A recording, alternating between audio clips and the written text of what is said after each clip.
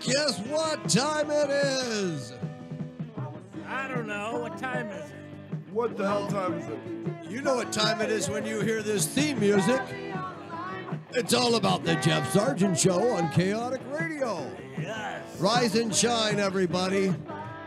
Wake your ass up in the That's right. Wake your ass up with our co-host, Jakey.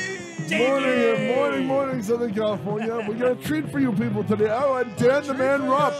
The man in the booth, ladies and gentlemen. Not Adolf Eichmann, the great Dan the Man Rupp. And this show is brought to you by Pacific Wine Merchants and Cigar Exchange in downtown Upland at the Metrolink. But wait, where do I go if I want a New York bagel in Rancho Cucamonga, Joe? Oh, if you want a bagel in Rancho Cucamonga, you go to the New York Bagel Company. How can they guarantee that? Jamal will make freshly baked bagels. Now look. But whoa. How can he guarantee that fine New York taste? Well, Dan, tell us, where does he get that special taste in his bagels? He gets a taste. For one thing, they're made right there in the shop, and he gets his water from New York. From New York. That's how you make a New York bagel, with the water. You know, you'd be a California bagel. It wouldn't be a New York bagel if you used California water. Now, let me tell you, I was in there the other day. I had the best breakfast sandwich ever. Too many cigarettes. I got the cinnamon raisin blueberry bagel with egg, cheese, and sausage. It was the freshest, best breakfast sandwich I've ever had. The best, most bang for your buck. And you could go there. It's on the corner of Archibald and Foothill in Rancho Cucamonga. And they cater, too. And they cater. So Upland Wine Merchants when I want to get my drink on, New York Bagel when I'm hungry. Yes, we had our sponsors from Pacific Wine Merchants and Cigar Exchange yesterday. Boy, what a great show we had. Today's even going to even a greater show because we have a special guest in the studio right now, Mr. Mark Savage from Australia. Marauder Savage of Melbourne, Australia. Mark, say hello to our audience. Hello to the audience of Chaotic Radio. I'm really happy to be here. Which way does the water flush when you're home, Mark? Clockwise or counterclockwise? I believe it's the correct way. So I'll let you decide which way that is. Which way does There's a right way, a left way, and a correct way. He's being That's true. enigmatically confusing. The rumor is your water goes down counterclockwise. Is there any truth to that rumor, sir? There is truth to the rumor that it's going down the right way. If I was to flush me toilet in Brisbane or anywhere else in Australia, would it go out in the same direction? It would go out the same direction within the country itself, yes. Wow. Now, You can take that to the bank. I played golf with a guy from Australia, and he would get upset. I mean, like really upset because people would say, "Oh, you're from England." It happens all the time. Your actually, Does that upset you at all? your great-grandparents misbehaved in England.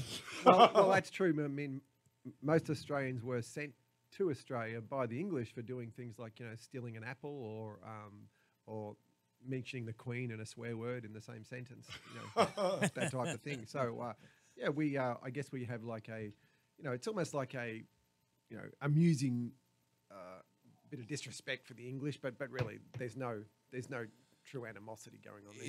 Was there any English fighting in Gallipoli? Yes. There was. Yes.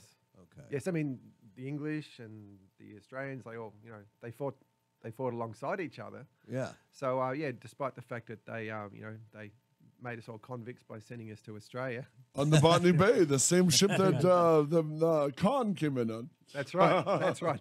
When Kong and company discovered Australia. That's right. When Captain Kirk and the crew of the Enterprise threw Captain Khan, Noonien Singh, and his evil crew off, they're in a shuttle called the Botany Bay, not unlike the one that formed Australia. That's true. From convicts. And there was some other guy called Captain Cook who had something to do with it all, but I think Kong was more important, really. Kong's contribution to the discovery of the country. And another cultural question. What year and who wrote Tiny Kangaroo Down Sport? I can't really help you with that one. Oh, Rolf Harris. Rob Harris, yes. I like how he first refutes your cliche, and then he comes up with the true author of Timey Kangaroo Jones. Yes. Yes, Rolf Harris. And there was another song too that was one of my favorite songs when I was a child. It was called Two Little Boys, about two boys going to war and coming back from war. Yeah, but Timey Kangaroo Downspot was like an evergreen when you were growing up, in the 60s and 70s in Australia. Because we used to hear that song on the show Wonderama. Oh, yeah. And I think Rob Harris was on the show at that time. I think Bob McAllister had him on there, and all the kids were dancing, putting water bottles on their feet and down bouncing like kangaroos. Oh yeah, I mean he had all types of novelties. He also used to have this other song called Jake the Peg, and that was about I'm Jake the Peg with the extra leg. Oh wow. Okay, Jeff, before we continue, give out our phone number. Oh yeah. Any questions for the great Mark Savage, filmmaker? Do your radio voice. Hello, this is Jeff Sargent, a real DJ from Chaotic Radio. If you want to call in and talk to the radio station, call 909-360-8330. You're going to need it. That's 909-360-8330. That's Chaotic Radio. Call in and ask us a question. Mark has made a bunch of movies. The first one, I believe, your first movie was Marauder, right? Marauders? Marauders was the first feature. I'd made Super 8s before that. Oh, Wow. I'd made I started making Super 8s like in sort of like about the late 70s. I probably made about 120 Super 8s over about a 4 or 5 year period. A couple of features within the Super 8s as well, Wow. and shorts, but most of them were between, say, 3 and 10 minutes. They were pretty much all horror, and nearly every one of them starred my brother, who was either usually being killed or killing, and some weekends when no one else was available except my brother, he killed himself. So he'd play someone with a mask, and then you'd have him playing the victim pursued by himself with a mask. So you just weren't getting a lot of two shots of two people there. Now, I know I was filming stuff in the Super 8 back in the 78, 79, 80 when we were kids, and it was expensive. 3 minute, you had to develop the roll of film, and it was only 3 minutes long. Yeah. And I had a Super 8 sound camera. Which was even more expensive because if you were shooting sound, you were actually shooting at a faster speed. Yes, so you actually got about 240, I believe, in sound. Whereas if you shot silent, and most of my first ones were silent, then when I showed it to the family or the neighbours, I just play it with a record next to it. Wow, would you really? Yeah. So or a tape. So because initially I wasn't really interested in doing sound stuff. I was more interested just in the visual side. So I remember the first one I ever did was I did a film called Methuselah, Guardian of Hell, which is really just a guy coming out of a drain with some bad Mary Kay makeup. He put Mary Kay face mask, and after 3 minutes I said, okay, screw up your face now. He then made this gesture with his face, which basically immediately gave him age makeup. I then put a Glad bag over him. He came out of a tunnel, and I did it to the music of Dario Argento's Deep Red. Wow. With the Goblin soundtrack, Yes, right? which is still an incredible soundtrack, and that and Suspiria used to be probably my most listened to albums at that time. I have a red vinyl, clear vinyl of Goblin, a 45. Oh, I know of that. That's quite a rare record, that one. And then, I love the Dawn of the Dead score, but you know what? Yes. If you hear one Goblin score, you've heard them all. Boom, boom, boom, boom. I mean, when they did scary zombie- music. They know how to make scary soundtrack. Yeah. I think, I mean, having just watched also the Suspiria Blu-ray, again, just to hear the Goblin, in its grandiosity on a Blu-ray, it just took me right back to the first time that I watched those films, which actually I listened to the music really before I saw the movies when I was a kid, because I love the music, but in Australia, since I was just a kid, I wasn't even allowed to see Suspiria at that time.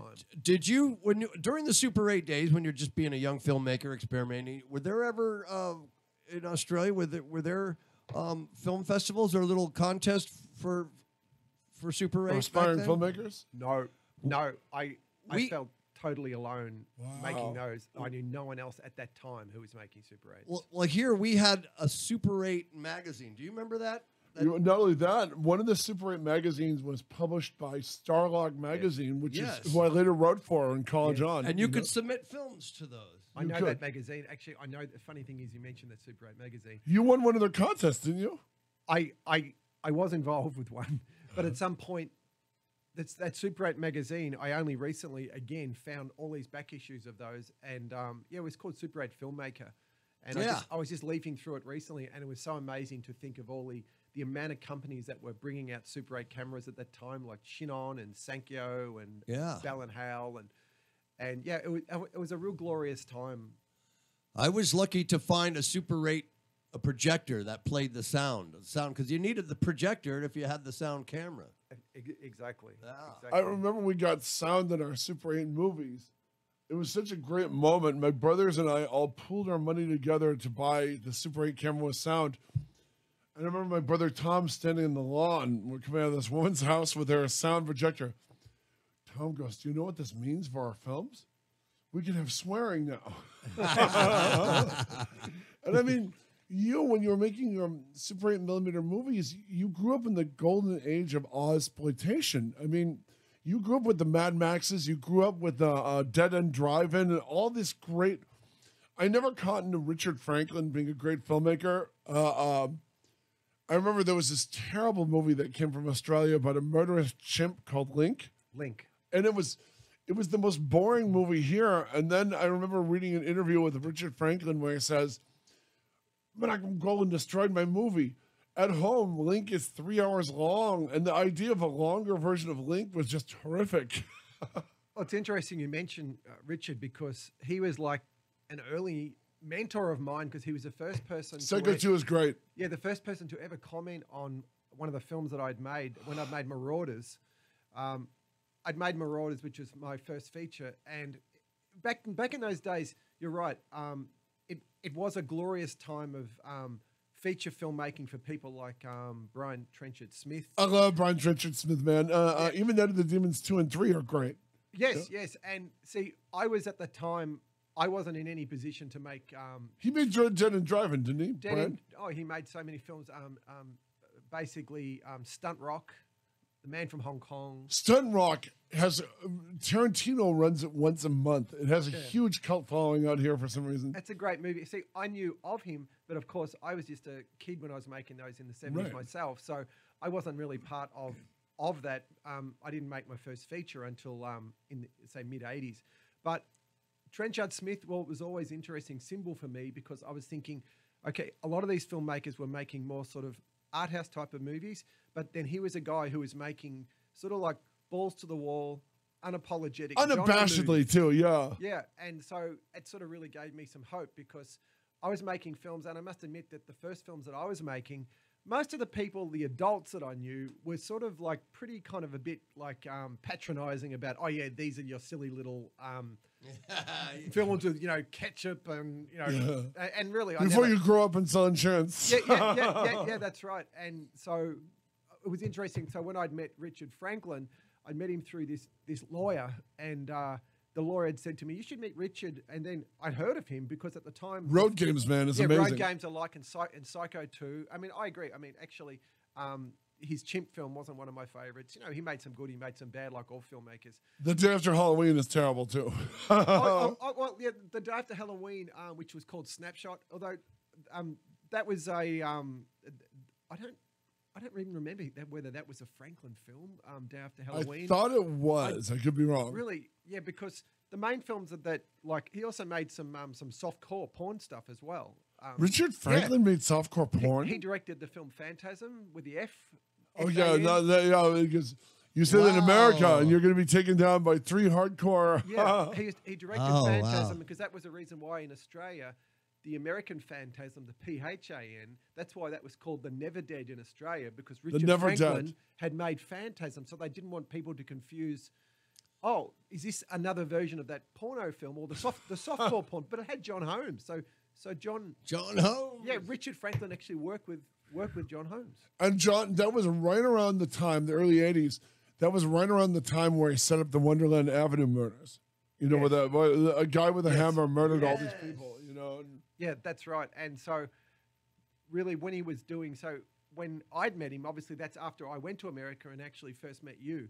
This is when, I mean, he was very complimentary, and what was interesting, everyone else pretty much was patronizing. Richard watched Marauders. And by the way, give him credit. Wow. Oh, yeah. And he said to me, you know something, you're really making films that not many people are making here, but I got to tell you, at your age, your cutting, your cinematography, and all that is actually very good, and which was just great to hear as his filmmaker, because I was almost at this point that I was being treated more like a porno filmmaker.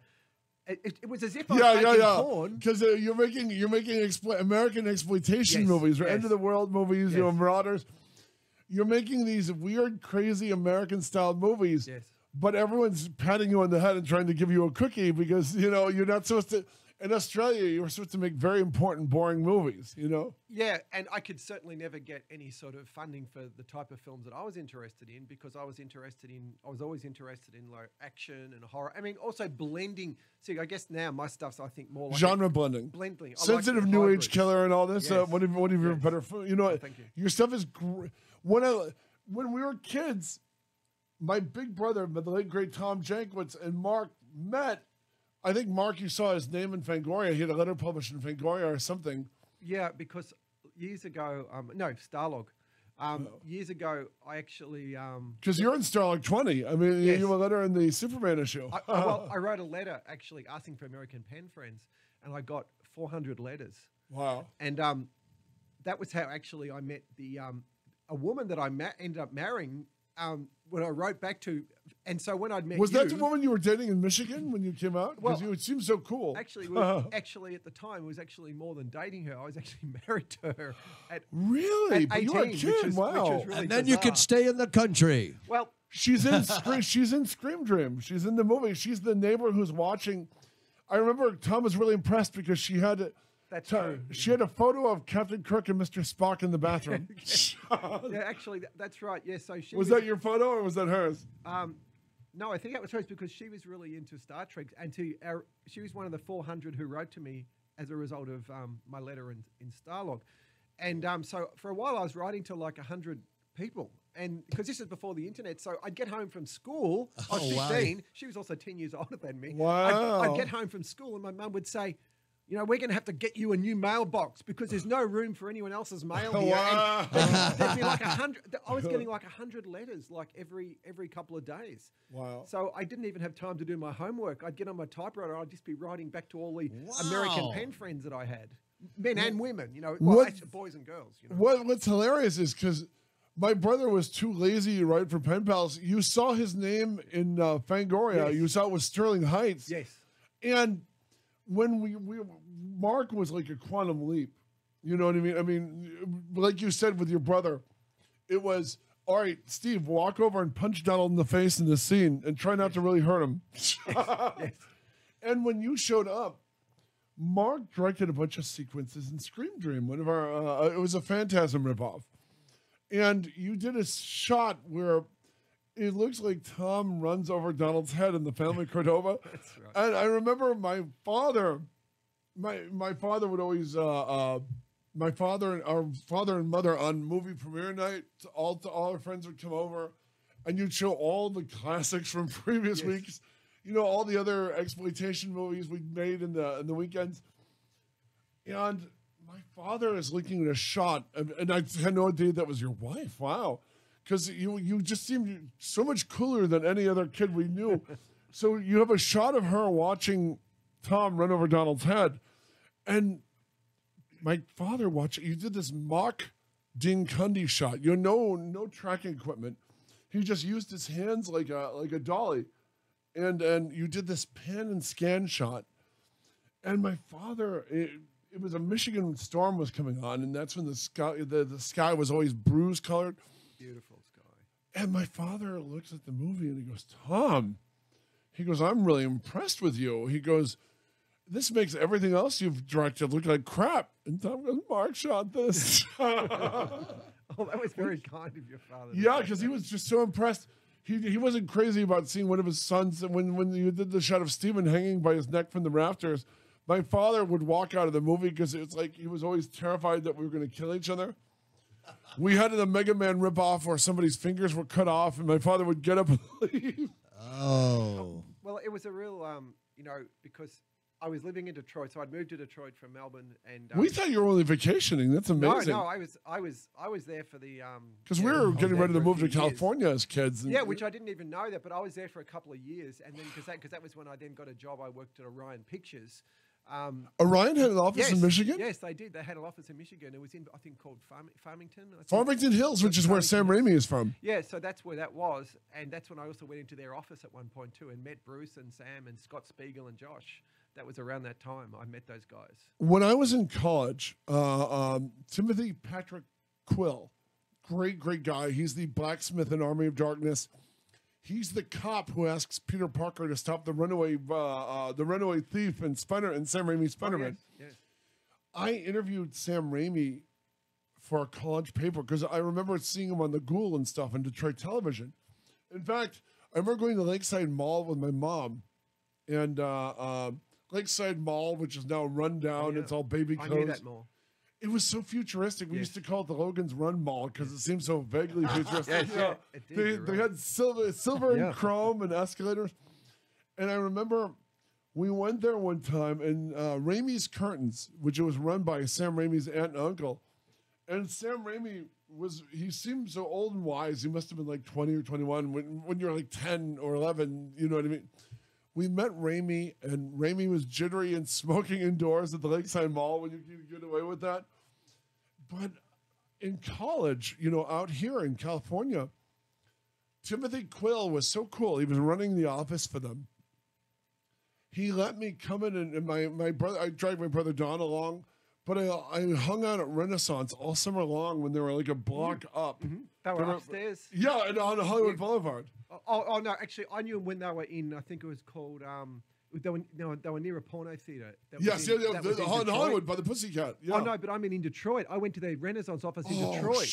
Because Farmington. What happened is that I was watching a Detroit TV show called PM Magazine. Oh, yes. And PM Magazine had a story. They said some local boys are making a film called Book of the Dead. Took them like 5 years. Book of the Dead, of course, was Army of Darkness. Yes, Evil Dead. Evil Dead. And I called them up, and Bruce Campbell answered the phone, and he answered it in Bruce style. He went, "Hello." Like and I said, and I just said to him, "Hi, I'm like a local. I'm a filmmaker from Australia. I've made Super 8s. I've heard about this movie you're making called Book of the Dead. Is there anything I could do to like come in, just help out?" But he said, "Well, we've already made the movie, but if you want to come into the office." So I went into the office the next day. I went upstairs. This was in their old office, and oh my God, everybody was up there. Well, it was pretty much like it's almost like the sort of office that the Night Stalker, Darren McGavin, would have worked in. Our favorite show, by the way. It was very similar to the Night Stalker office. Wow, so cramped and it's very cramped and a lot of wood and a lot of stuff and clutter. But when I got up there, like Bruce met me up there, but also that day Rob Tappert was there, Scott Spiegel was there. By the way, Rob Tappert saved my ass right. on a set. I was one of the Army of Darkness thing. A publicist got fired, and he decided he was going to do them dirt. So he invited all these reporters to the set, and would have the incredibly unpleasant Patty Hawn, and Patty Hawn was just, oof.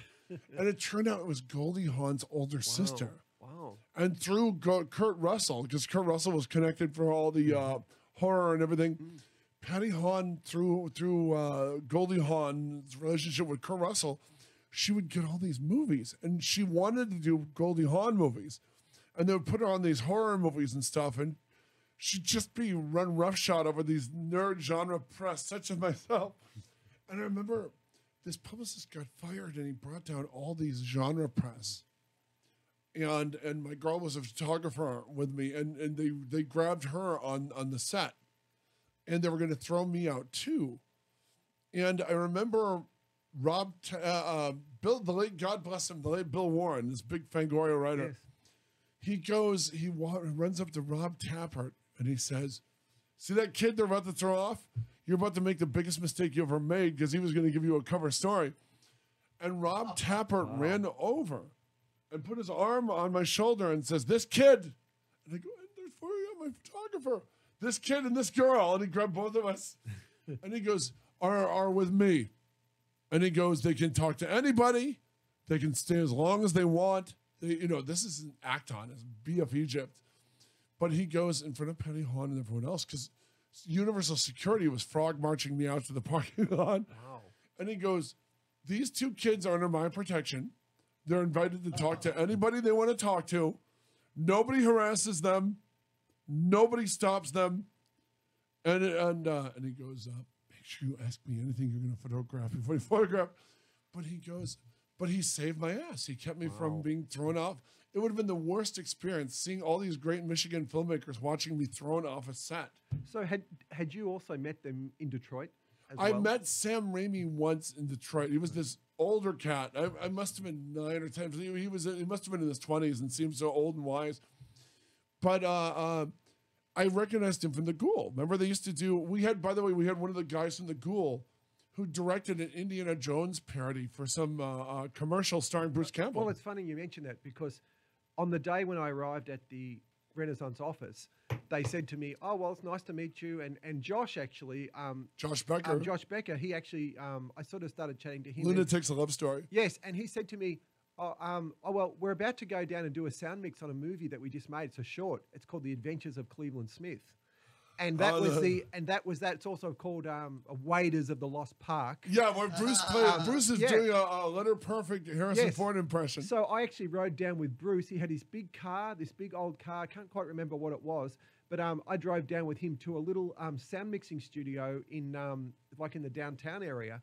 And yeah, I sat in on the sound mix of The Adventures of Cleveland Smith. So that was pretty much. I never really formed that much of a friendship with Sam or Rob because they were just busy doing their other stuff. They're always so busy. But Scott, But they're always.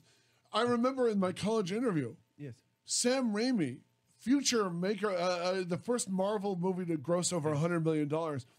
Sam Raimi, and he'd be jittery. He was doing sound mixes on something, but he was chain smoking, and he goes, "Please don't mention it. The kids don't need to pick up my bad habits." But he would personally get up, run for the room, and bring me back a 7-Up and bring Donald back a Sprite. Right.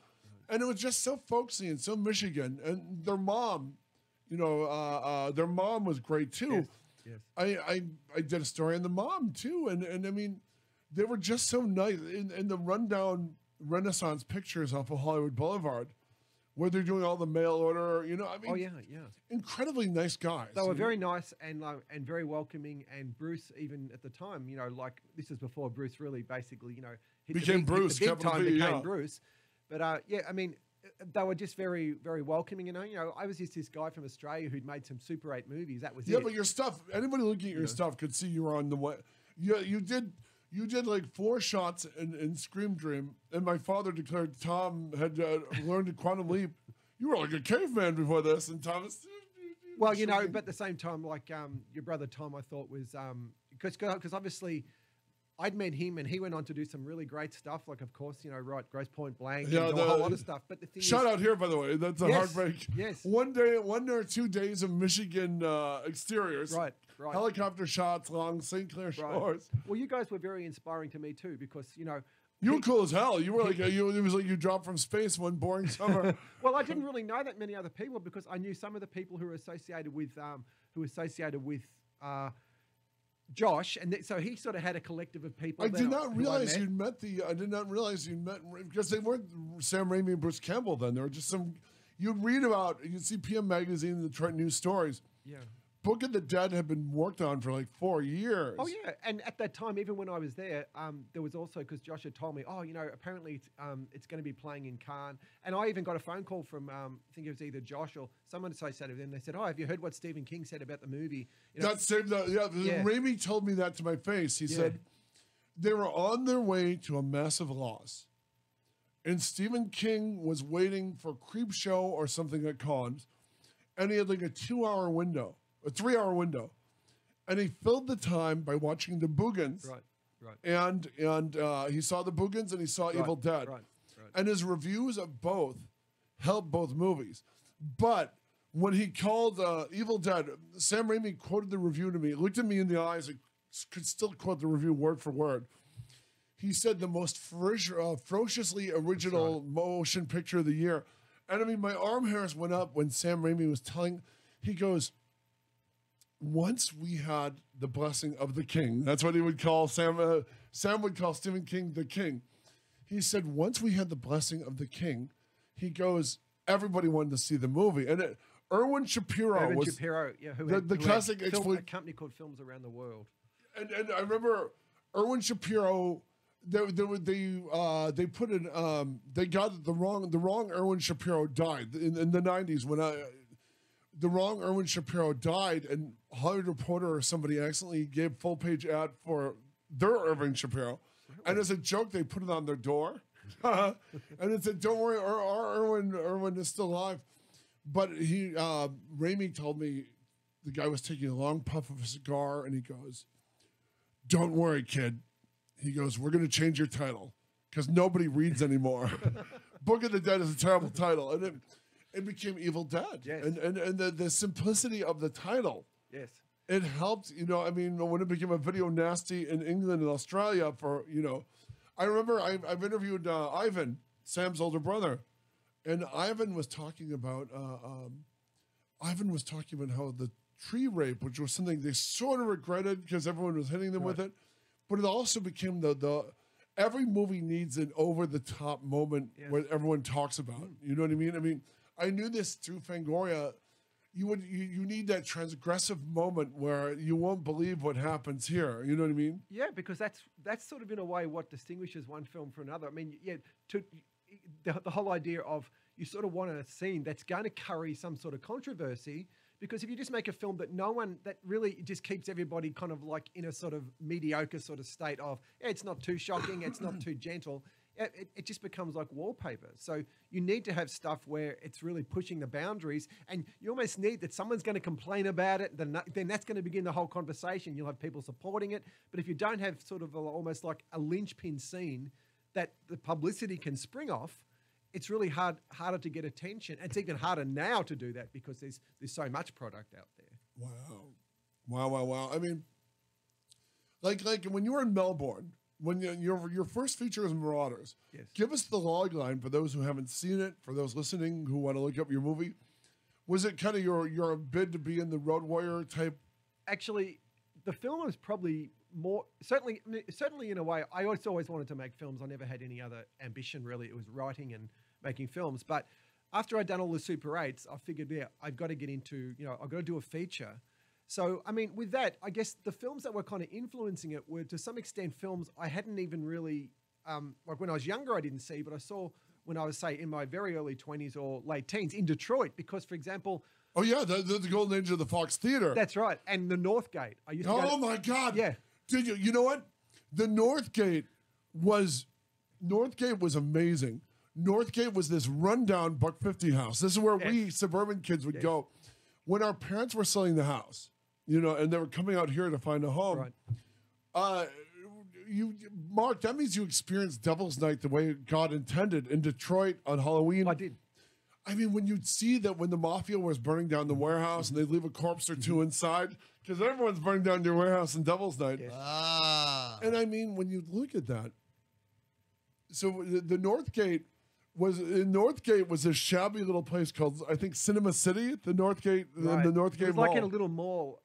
They used to call it the perfect place for divorced dads. Oh, Because divorced dads would be there with their kids all weekend. As kids, when Tom got his license, it was like he could fly. I mean, we would all go to the Northgate, and because we were always taller, from the time I was like 12 or 13, I could buy, if you wore sunglasses, you could buy tickets to an R-rated movie. Yes. And I mean, you could go to like Alligator and Up from the Depths. Yes. I remember because in the 80s, the Detroit auto industry was in its death spiral. Right. And you would go, and all these blue-collar divorced dads would be watching Final Countdown or something. That. I remember the Japanese Zero. Yes. It gets blown up, yes. and they just start cheering because. I remember it being actually filled with a lot of dads and their sons. Yeah, divorced dads and or their daughters kids. because the thing is too, of course, I'd married this woman and in a way, our initial thing was science fiction. But what she discovered very fast, and this is the part that she didn't really agree so much with me. She didn't kind of know how much I was into movies and how much I was into horror, because she wasn't really a horror person. Wow. So she flipped out when I was always going to the Northgate. I also drove to the Monroeville Mall as well from Detroit. The Monroeville Mall is the Dawn of the Dead Mall. Yeah. And my brother Donald misled my poor father. My on family vacations, we're coming back, don't worry. On family vacations, my father would let one of the kids, usually my sister Diane and my brother Donald, be navigator, because the rest of us didn't want to do a map and be yelled at by dad when we got it wrong. So Donald would deliberately mislead my dad to get the film locations. And my father goes, "Why are we driving 40 miles out of our way to a GD mall?" And then, Dad, Dawn of the Dead. I remember Donald misled Dad in Wyoming one time to get back to the Devil's Tower. And Dad's like, "We were here 2 years earlier." And Donald solemnly hands Dad the binoculars to look at the Devil's Tower. "I know what the Devil's Tower looked like. I took you kids here a couple of years ago." Then Donald would solemnly hand him his Viewmaster so he could see what the Devil's Tower looked like with the UFO over it. Oh, those Viewmasters were great. Oh, yeah, I had the same thing. So my wife at the time, who we were only together for like a year. You were like a kid, though. You were like I know, 17 well, it was or 18. ridiculous. It was You were ridiculous, older and really. cooler than us. That's How all I old were remember. you when you got married? No, It was ridiculous. I was just like 18 and a half or something. Wow. Even my mother was You like... weren't even 21 yet? Oh, no. No. When you got married? I was divorced by 19 and a half. I was a huge embarrassment. I was a huge embarrassment to my mother that when I'd actually come back to visit, she goes, "Don't mention that you are divorced." She goes, I don't want to have a son who's divorced at 19 and a half. Most other kids around here are barely, I'm almost still virgins. And, Yeah, and still you're already virgins. divorced. She goes, "I can't tell anybody that." But then, so of course, my wife would sort of go, first you go down to the Monroeville Mall, drive all that way to see Dawn, then you come back the next day. Then what I did, it was snowing one night, and there was a double feature of Last House on the Left, which I'd never seen, and House by the Lake at the Bel Air Drive-In, but it was snowing. So I drove to the Bel Air. Did they give you the coils? Own. Did they give you the heated coils to give your driving? And I drove there, and I was the only person on a Monday night at the Bel Air Drive-In, and because they had about 4 screens, and I sat there and watched it. I literally had to get out and brush snow off the hood of the vehicle and have the wipers going. But then at the end of the second feature, because as you remember back in those days, the first feature, which was actually, it was House by the Lake, so Death Weekend, then Last House. Oh wow! Oh yeah, and Amok. Remember that was what was amazing is in the 80s when horror was starting to click in Hollywood, American Werewolf and all that. The drive-ins would start these like triple dipple features. Yes. I was too young to go, but I remember they would show like a Muck Death Weekend. Yes. And there would be the insurance policy. Yes. They would give you a car, in case you die watching these movies. I got one of those actually because I went to the Bel Air and I stayed there. And I was the only car there because it was like a blizzard. But then a guy comes and taps on my window because what they do, they have a 7 o'clock and a 9, but then they repeat the first one at 11. Right. So the guy comes and taps on the window and goes, "Are you okay?" And I'm sort of like, "Oh yeah," because I'm there on my own to make sure you didn't die in the car. But what he's really implying, "Are you Get okay?" the heck out. Get the hell out. Oh, yeah, we wanna but go home. instead, I stayed for the 11 o'clock because it's Last House. It's House by the Lakes, one of my favorite all-time movies. So I then stayed there and I left at like 1 o'clock in the morning. Wow. And the guys, like, obviously they had to stay open because the one person driving that So was that me. was a dangerous thing, or what? Well, because it happened out here at drive-ins out here. Yeah, no, what we would do, we would put people in our trunk at the Mission Drive. They're still doing down this, in by the way. Pomona. I went to War of Yeah, the Planet of no. the Apes and 47 meters down with Don and one of my best friends since college. And the car ahead of us, the trunk opened up, this kid rolled out and jumped in the car. So There's a driving. the Mission Tiki Drive-In. Yeah, which- that's That's where great. we We try still that. do that. we have a fourplex over Oh. here in Pomona. I've got to come and go to that driving. The great thing is there was the great thing about this. They shot a Foo Fighters video here. They shot, if you saw Young and Wild and Free, the Snoop Dogg video with Wiz Khalifa, it was shot at the Mission Tiki Drive-In. My brother Tom had a policy where during the summer you would wait for the most exploitation-y double feature, and we would go. And I mean, you would go. It was like stuff like Jason versus Freddy with the Exorcism of Emily Rose. Right. And I remember opening night, and the woman told us it was the biggest line from the freeway to the drive-in. since Sam Raimi's Spider-Man opened. Really? I Well- never can imagine that. Oh yeah, because Now, did the they car still- next, the car next to us, The Exorcism of Emily Rose, which is a great, scary Scott it is. Derrickson movie. I like that film. But there was the car next to us. They kept putting out. You kept hearing Mexican music, and the kids would put blankets over their heads when it got too scary. I can't remember, when did they take the speaker boxes off and you had to tune into your radio? When did they stop? You had to take boom boxes, Early, I think early 80s, because also people were driving off. cutting them off. We're driving I off can't with the remember when they speakers. took those out. Yeah, you know what? Corey Miller actually owns 2 of those speakers. In his shop, that- he's yeah, got that the, you it's put the him pole on with Corey the Miller, speaker the on famous both tattoo sides. artist. Yeah. Yeah, he's a dick.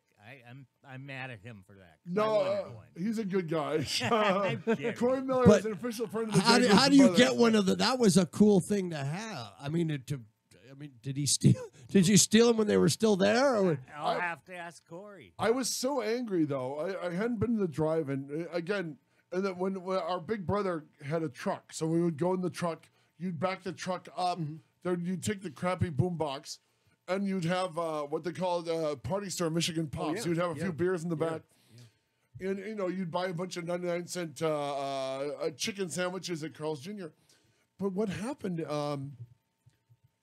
I went to, and we now call it the annual Tom Jankwitz Memorial Drive-In trip. We went to 47 meters down in War of the Planet of the Apes, and it was the first time I'd gone to a drive-in where I could see nothing. I mean, 47 meters down of there. all people, I was so Mr. angry. Giant Man? I went to a damn shark movie, and I couldn't see a single shark. And you keep hearing Matthew Modine going, "Get it back in the cage, get back in the cage," and 47 meters that down. sucks. And I'm like, I came for my sharks. I only knew a shark was there because you'd hear, and it's like, I'm watching. You'd see bubbles and a girl's eyes, and then that was it. No shark. I didn't see a damn shark. Even The Shallows, which I love. Shallows. The director of The Shallows, Jamie. I like him. He also did The Orphan. He also did The Orphan. I which interviewed really him for liked. Orphan. I gave a rave. Orphan was trippy, man. I loved Orphan. I gave creeped a me rave. out. You know the great thing? I interviewed Robert Downey Jr. and I interviewed his wife for The Orphan, and he got so excited when I mentioned The Orphan. He goes, "Wasn't that the most effed up ending you'd ever seen?" With the amazing thing about The Orphan is Susan Downey, Robert Downey's wife, great producer. She had the pitch. You would come in, family adopts the Romanian orphan from hell. That's your first. That's your first beat. Yeah. And then you'd have to give them the second and third acts. And the guy who eventually wrote the movie comes in, and she was describing the pitch. If you look at my old Fangoria stuff on this, I covered the hell out of The Orphan, including a rave review on Fangoria.com. The 2 movies I felt I discovered on Fangoria.com were The Orphan, and I loved The Crazies remake by Breck Eisner. I like that too. I snuck into a test screening of that. I brought my friend who did the effects. We're sitting, and he's got a slouch hat on. And the end of the movie, Eric Porn, I think you met him, they're crawling over Eric's corpse. Eric's corpse has had its jaw ripped off. They cast themselves as the corpses in the movie. And we're in this test screening. And we're surrounded by everyone who produced The Crazies, but we're not supposed to be there because, one, I'm going to do a review for Fangoria, good, bad, or indifferent. Right. And it turned out the movie was great, so I gave it a rave review. And they used the Fangoria review I did to kind of keep the studio from effing with it, which isn't what I intended, because it was gory, it was exciting, it was cool. I don't know. I don't know what's taking Eisner to do another movie, but it was an amazing movie. He did a great job. Very good. I thought it was excellent. Oh, he did a great job, and you could tell he was kind of using Zack Snyder's Dawn of the Dead as a beat. Yes. I mean, with the Johnny Cash song, and it's just they're climbing over Eric's corpse, and the whole audience is going ew. And Eric wanted to see it, but he couldn't get an invite because he did the effects. So he snuck in. He was very excited to see most of his best work was still in the movie, all the gore effects and all that. Oh yeah, it was a very strong movie, and because I think the original Romero, of course, it has like that very strong concept. Yeah, but I think no money. But yeah, that's right. It really, I think the original Romero did. Yeah, it just really comes across as the concept's really good, but it just needed more money thrown at it because it's almost kind of like he's let down by the fact on this one he really did need more money. It's not like a basket case where the cheapness works in its favor. Yeah, the cheapness of basket case and the core idea is so weird and cool. That works in its favor, but it didn't. But the Crazies didn't have that issue. The issue with Crazies, no, the cheapness didn't work in its favor. The cheapness just made you think what it could and should have been, and he should have had more money to make the movie. Whereas I thought that the remake, and I think this is in a way a good reason for doing remakes. Do a remake that has that the original had a good concept, but maybe not the resources. Then take the concept and then make it into something in a way that's really able to exploit the original concept and make it what the original film should have been. I think that's there what you go. worked really I like well, that. you know? Perfect example. Today is December 20th.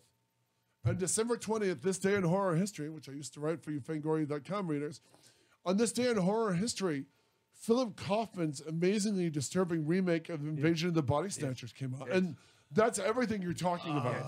It's probably one of the most effed up, disturbing. Is that with Donald Sutherland? Yeah, that's went, that movie is, by the way, Ben Burt, who did the sound for Star Wars. Ben Burt told me that scream when they point, they go, Oh yeah, that was not Donald Sutherland. no, that was not really Donald Sutherland. That was Slaughterhouse Pigs. really? Yeah. And he said, so, that was a and he said, he goes, he Love felt that. kind of bad about it because he goes, these pigs are in terror because of what's going to happen to them. That is a real dying pig sound. But that was the sound of the pigs being herded towards the to the shredder. Wow. And you're eating that bacon. Well, you know, everybody. But what's amazing is I write for a magazine called Infinity out of England, and Veronica Cartwright. I did a big story, a cover story on Alien earlier this year, and Veronica Cartwright told me the ending wasn't scripted. The ending where she comes out and she sees Donald Sutherland, and she turns and she goes and he goes. Philip Kaufman told her, "Donald survived. You survived. Go up and say whatever you would say to Donald if you survived this terrible plague, this alien invasion." And she goes up to Donald Sutherland, and and Sutherland and Philip Kaufman worked out that he would do the and point at her. And she said her reaction, her freaked out reaction, was real because she knew they were filming it, but she was genuinely surprised that the hero of the movie is now one of the monsters. I mean, she made Body Snatchers and Alien back to back. Right. Wow. And she read for Ripley. She never read for the role she played in the movie. She was the other strong actress. So they made her character, who I'm completely blanking on the name, in Alien. You know, they made her a woman so she could play her. Right. Interesting. Interesting. But I mean, that's everything you're talking about. A remake. When I did a commercial for Tom Berman. In fact, the first live cast I ever got was from Tom Berman, the effects genius at Berman Studios. He, done tons of movies. He did Jaws' teeth in the James Bond movies. He did Phantom of the Paradise's teeth and helmet. He did Devil's Reign. Big and small movies, Popeye's Arms, everything, And the first time I worked with him, I was getting this live cast from him. He was telling me, because this Body Snatchers is pre-CG, and that scene with the dog where they kicked the pot out of the way. How did they do that? He put the head, they cast the bum's head, and they put it on the dog's mouth, and they put peanut butter in the dog's mouth. Oh, And he you said got to be kidding me. There were take after take where the dog would try to dig the head off. But he said there was one take where the dog's tongue came out, and Berman described to me, Tom Berman described to me, sitting in that screening room. He did the Goonies and all this other stuff. But he said, sitting in the screening room with Philip Kaufman, watching take after take of the dog, it would look like a mask. He'd turn his head, he'd tear the head off successfully. Take after take after take, just, ruined. And then one take where the dog looks, this is 10, 20 years before CG, 11 years before CG, the dog looks at the camera in the mask. I mean, the dog's head turns perfectly to the camera, and his tongue comes out of his mouth and licks the mask. He's trying to make assure himself he's okay, And he said, Philip Kaufman grabbed the armrests with both hands, and he said, I can work with this. Meaning that's the shot, you know, and they had the bum is playing that rag, that jazz rag earlier in the movie. And they played the discordant jazz rag again this time. Ba-dum, in the movie, you know, for when so you the audience are reminded that's the bum and the dog Sutherland said hello to and threw $1 to earlier in the movie. And he just said it was a miracle shot because they slowed it down a little bit and the tongue comes out. And I mean, it looked so real to have this, like, how did they do that? Oh my God, that was very creepy. Even Tom Berman doesn't know how they got these gore effects of the mashed up faces of Donald Sutherland and everything. Remember, he smashes up with a hoe. Yeah. In Dance Macabre, Stephen King's autobiography, he calls it the goriest, most amazing PG studio movie he's ever seen. Yeah, I remember reading that too in Dance Macabre. And because it's interesting what you said earlier about Boogans, that also made me think of Dance Macabre because he also mentions Boogans in Dance Macabre as well. Yes, and it drives on the magazine. Singles it out. Yeah. And yeah, I used to get that. There was a bookshop in Detroit, this really great bookshop. That I used to get horror books from. Every Tuesday, they had about 10 new horror novels. And I got. You were a huge Jack Ketchum fan. I remember that. Oh yeah, I was Jack. Well, of course, because I read off season like when it first came you out. You gave Tom a copy when Tom had the braces on. You know, you give a copy off season. That really spoke to me. I would love to make that as a movie because it's never been made. They did the sequel. Yeah, they did The Boy Next Door, which is kind of disturbing to watch, and they did Red, where they killed the old guy's dog. And they also did the sequel, Offspring, but they've never done off season. And I've always heard that it's something to do with like the rights is being held by one company who have just kept on optioning it, so they don't make it. But that's one film that I've always wanted to think, God, I wish I had the opportunity to make off season as a movie because I think I could really. It was so unpleasant. All the Ketchum stuff is unpleasant. I mean, King would have unpleasant stuff, but likable characters. Yes. Ketchum would have unpleasant characters and unpleasant things happening to them. Very nihilistic. I mean, that's what I liked about his stuff, like his early stuff, like Off Season and Hide and Seek. Also, and there's I mean, he has other ones which are you know. He's in a way kind of like several like horror writers like him, Richard Lehman, just almost done. We were Richard Matheson, Stephen King, so we wanted a ray of hope, as well as nihilism. Yeah. So, Mark, I want to know, when did you leave Detroit? Did you continue? Did you go back to Australia? Did you stay here? And did you make your full feature over there, over here? Marauders have been in Australia, right? You went from Melbourne. So I'll tell you what I did. All right, so I was in Detroit for a while. I got divorced. Then I was working at which is funny because you got divorced by the age people were by the cradle high robber. School. Yes. You got divorced from the cradle robber, that older woman. That's right. She's vouching you. I've got to say for your ex-wife, who seemed so mature and everything at the time, but she's the woman who witnesses Donald's head being run over in Scream Dream. That's right. She was a brunette. I mean, she was a very nice person. She said she's good in the movie. We had a 10-year age difference, and ultimately, also, I think I was too kind of crazy. You wanted to be filming. You were still a child. But you were a kid at 19 years old. Time, she worked for the auto company, right? The Yellow Pages, and she'd said to me, "I can get you a good secure job at the Yellow Pages," and I'm like, "No, that's not the Yellow Pages." Come on. What's amazing about Michigan, and if you grew up film mad in Michigan, you remember when we would buy as kids. We would buy this smeary weekend edition of Variety for the AFM issues. Yes. Your fingers would turn black. You'd see these sleazy, scummy posters for stuff that would never even come to cable. Like the stuff that's now sometimes being released, like Gorman Bashard's movies. Gorman Bashard, like Psychos in Love, and also the Canon Pages. And there was my God, the page after page of the Canon ones. They know the Swedish softcore stuff and everything else. It was beautiful. I loved those. But so essentially what happened, I worked for Orion Pictures. I was basically working in the Detroit branch office. Which is funny because they also did one of the greatest Detroit set movies of all time. Is that where Orion was created? No. They're created in New York. But Orion produced the greatest Detroit movie not made in Detroit, which of course was RoboCop. Yes, which in a way that I left just before that because the films that I was involved in the distribution of was Strange Invaders. Oh, I love Strange Invaders. McQuaid. Class. Lone Wolf McQuaid is great. Oh my God. Easy Money. Easy Money. So they had some publicity tours there. So I'd also meet some of the actors from those things. And I was also involved in that because I'd gotten the job because I had a friend at 20th Century Fox named Burt Livingston, who then became the head of Fox distribution in the US, in LA. Did he buy one of your movies? Well, no, but he actually gave me the break at Orion, because when I was looking for a job there, I called him up, and he actually spoke to him initially, and I went and met him, and he said, and he felt he was impressed by my movie knowledge, and then he said, oh, I know Orion is looking for someone at the moment. You're probably much younger than they're looking for, but let's see if I can get you a job. And then he set up an interview for me, and that's how I got the job with Orion. Wow. At the same time, then I basically, marriage fell apart. I got a $99 divorce. But hilarious! Such a deal. What's hilarious? It was a deal. She thinks she's throwing her life away as a filmmaker when she thinks the Yellow Page, because that was the thing in Michigan. They're like, don't you? What auto company do you guys want to work with? Let your fingers do the walking in the Yellow Pages. I mean, and to be fair, she was well intentioned. She's a very nice person. I still speak to her now and then. Yeah, she was cool. Yeah. So the whole thing, and her sister too, Mary, was in a number of my films I made in Super 8s. I made about.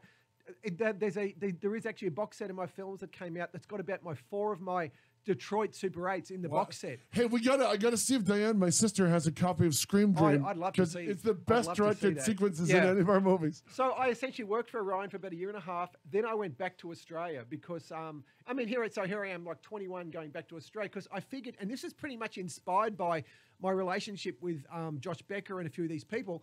You're going home with a fire in your belly. Yeah, it was like, go back and make a film. So essentially what I did, I went back to Australia, and then I worked for this production company that also did dubbing of VHSs and porno ones overnight. So they gave me, I had the night shift, which was a porno shift, because they had religious films they were dubbing during the day, and they needed someone to be the VHS night dubber of the porn stuff and horror stuff they were doing. Wow. So I was dubbing for companies like KTEL Video, which were all kind of like really obscure kind of like horror movies, even things like Hard Rock Zombies. Films like Hard Rock Zombies, films like really obscure, like a Lee Marvin film called Dog Day, like really bizarre movies, but also X-rated films. So I did that overnight, but I originally went there because I wanted to be in their production because they were a production company.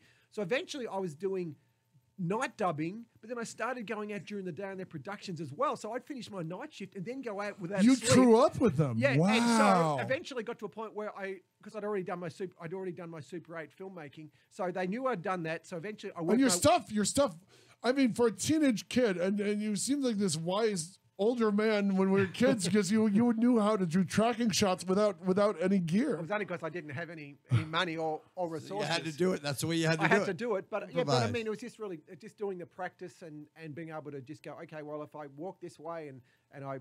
Well, there was a few tricks to following people and not getting the shake. One was if you're following someone, walking behind them, you match their footsteps because then the bounce is not noticeable. Wow. So they'd be walking, so I'd be like peripherally looking at and going, okay, I've got to match. Okay, so right, left.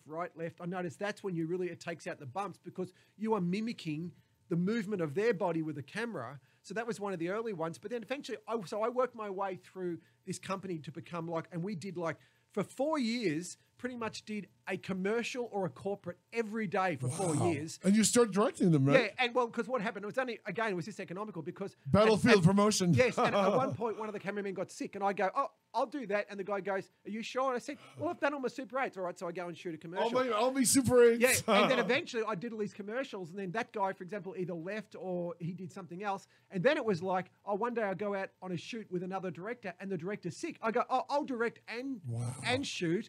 And then, of course, it became economical because they went, oh, you can direct and shoot, but we just can pay you the wage of one person. so I was going out with a one-kid crew. Yeah, so I was going out with a crew of just 2 or 3 people, which like a sound recordist, producer, and me doing all the lighting and everything. And eventually I said to these guys after several years, I said, you know something? I went to the guy who owned the company and said, you know something? Your cameras are sitting around doing nothing on the weekend. Wow. And all your lights. How about I go and make a movie with them, with some of the other guys here, and on the weekend, and then if the movie makes any money, I'll share it with you. And the boss just said, all right, well, as long as it doesn't interfere with the other stuff you're doing here, you can make a feature. And that's how I got to make the first feature, Marauders. Now, give us the log line. Again, we were talking about this earlier. How would you describe Marauders? Oh, well, it's pretty much about 2 suburban miscreant sociopaths who, after they are involved in a hit and run, they then follow the guy responsible for the hit and run up to the woods, basically to fuck him and his girlfriend up. Wow. And was inspired pretty much by my love of Death Weekend. Death Weekend and House by the Lake. And Last House on the Left. And Amok. Remember Amok? Yes, Yeah. and Walter Hill films. Like, because the fight scenes, like, I always found, like, watching films like The Warriors and Streets of Fire, like, Walter Hill Amazing. just really knows how to stage fight scenes. And I was really inspired by the way that he did coverage on fight scenes. What's the one in the Bayou? Oh, yeah, Southern Comfort. I love Southern It's Comfort. amazing. And so the thing is, what he really taught me watching the Hill films was pretty much kind of like how to stage fights, because he would often stage fights, but shooting in really long lenses rather than doing shaky cam stuff. He'd shoot, and in a way, so my own style is not much shaky cam. It's more a formalized kind of style. But even though it takes longer to shoot that, it's kind of almost like, it's very effective with the long lenses because you isolate the action with the blurred backgrounds. And Hill did it so well so when we did Marauders, because for a low budget film, it had a very long shooting. Like, we shot that over 41 weekends. Wow. And it was amazing too, because everyone involved with it, no one got paid. And pretty much everybody involved with the film, not one person ever had a day where it's like, oh, I can't make it this weekend, because it was so intoxicating going and making this film that everybody involved in the movie, we were depressed when the movie was finished. And we even had one weekend where it rained one day, and we still got together because we almost couldn't stand not being together making the movies. Wow. And even happy accidents, like there's one scene where a guy gets hit by a car. He really got hit by the car. Happy accident for you, maybe. Yeah, because we're doing a stunt scene, and I'm on a really long lens, and a car's coming towards camera, and the guy who's drinking, he's one of the main villains, he's supposed to walk out in front of the car that's approaching and sort of like acting like a drunk and just narrowly avoid getting hit by the car. But he was already really drinking because we'd given him a bottle with real alcohol in it. Oh, This is Melbourne, Australia, So he after lost all. his sense of judgment. Yeah, we were shooting outside this place called the Cherry Tree Hotel in Richmond, Melbourne. Anyway, so I'm like Stealing shots, no doubt. So I'm shooting it, and anyway, because it's on a long lens, it brings the car closer, and that was why I kept saying, okay, just when the car's reasonably close, then pull back again. But of course, his judgment was impaired by the drinking. So what happened is that I'm shooting it anyway. Car's coming along. I cue the car. So you're making a snuff movie. Yeah, and he walks out in front of the car. All of a sudden, he walks in front of the car, and then I hear boom, and he flies up in the air and lands right down perfectly in frame. Oh, And I'm still holding it, but I'm sort of going to this other state of like, oh my God, did we just kill this guy? But happy accident. but is we're how going you to keep first- this shot, Yeah, no, right? we're going to keep the shot. So My God. anyway, so he's lying there frozen like he's paralyzed. So I like grab the camera and like run up to him, and he's on the ground like shaking, but he's not moving at all. And I'm saying, Sean, are you okay? And he's like, and for about 5 to 10 minutes, his body just locked up. And I'm thinking, oh my God, I'm doing my first feature. My career's already over. Wow, yeah, you suddenly I've just murdered your lead paralyzed actor. someone. So anyway, eventually he started like moving his limbs a little bit, and we're all like, we're all shit scared here. Nobody called an ambulance. Oh, Who no, has no them one's called out? an ambulance. I'm just hoping we're not having to call a hearse. So anyway, he finally starts to move his limbs a little bit, and then, are you all right? And he kind of goes, yeah, I just feel like I've been, hit by a car in the legs. I go, you have been hit by a car. In the It legs. hit you. So anyway, we then took him to the hospital, had him checked out, and I even said to the doctor, oh, do you want to see the footage? And anyway, because at this one was shot on 1-inch videotape on an Ikegami D. The camera. 1-inch, the thick Yes, broadcasting yes, tape. yes. And this was your gear from work, right? Yes. Wow. And anyway, so we showed it to the doctor, and the doctor just looks at us and goes, that makes me want to be sick. Well, that makes me want to be sick. And anyway, so I shut down the movie for like 2 weeks because fearing that he may not be right to make it. But then he came back onto the film, and then we shot for about another 35 weekends.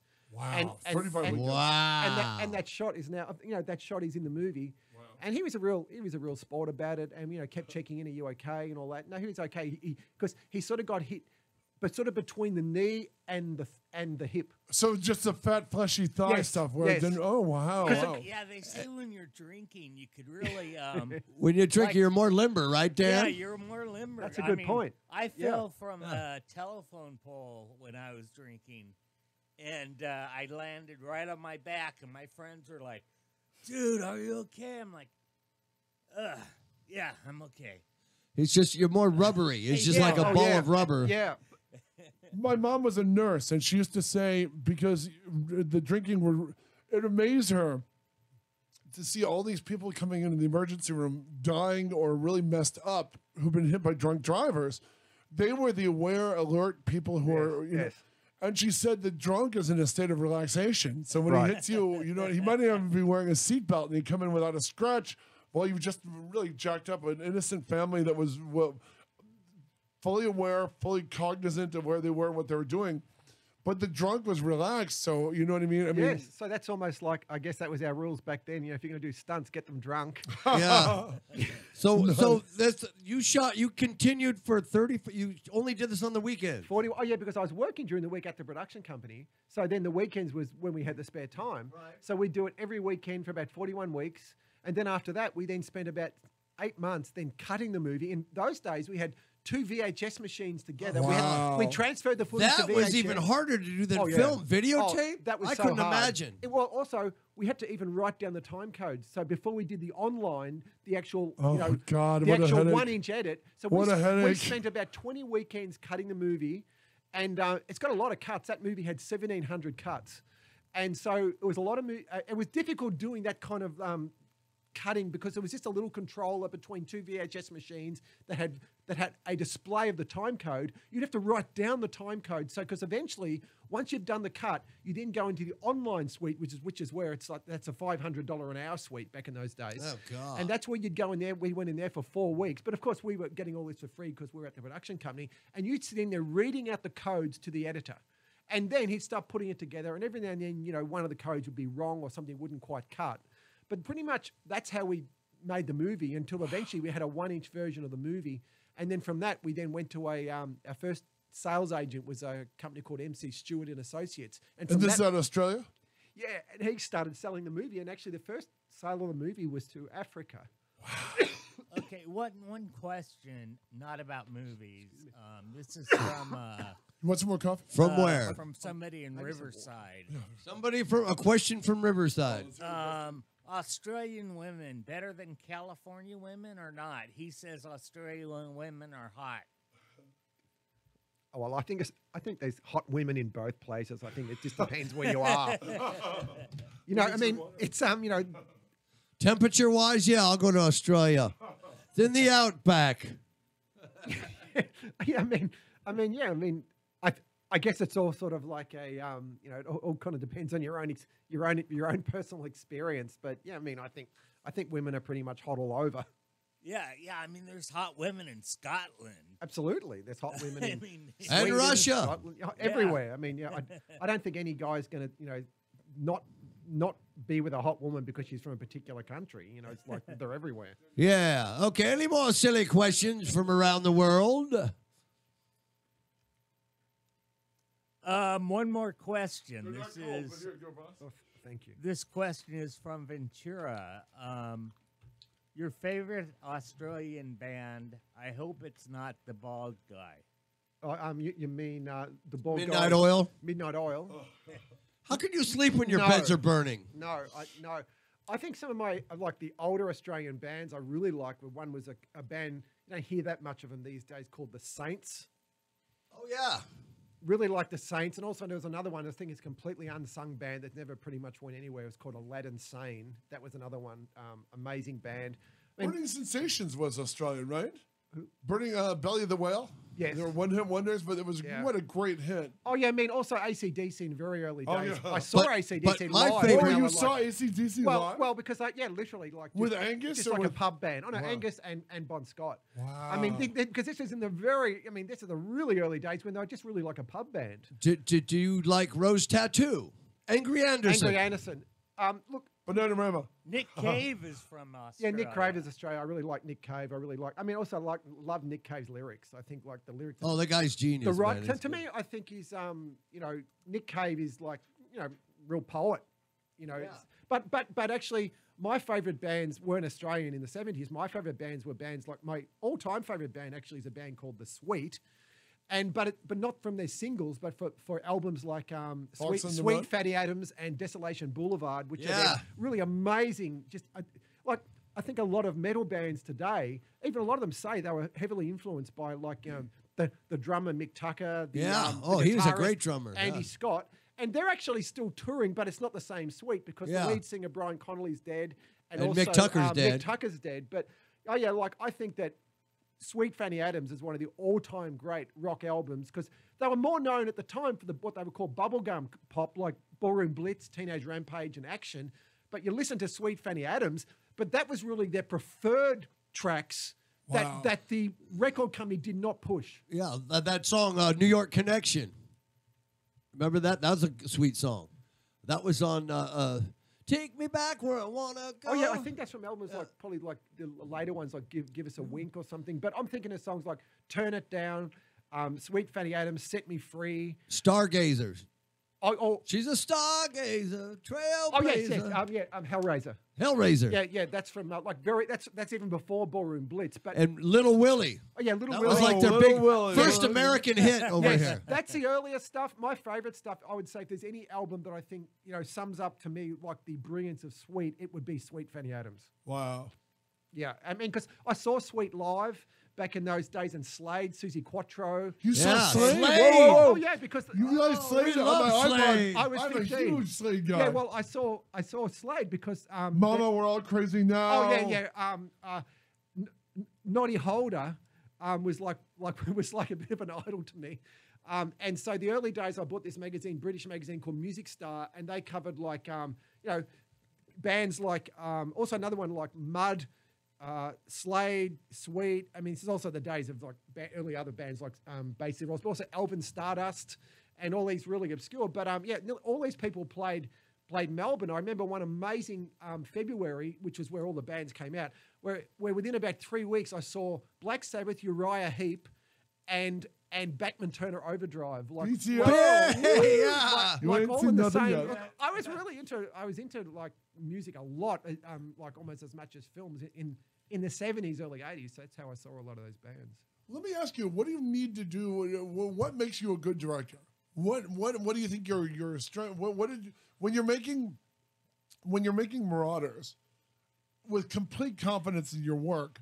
What did you need to know? What was the most important lesson you learned as a first-time director? Well, I mean, I can talk about probably the lessons I learned. I mean, whether I was a good director or not. Yeah, I mean, that's not for me to say. That's for others to You others are. to I've seen say. stuff. One thing, I guess, the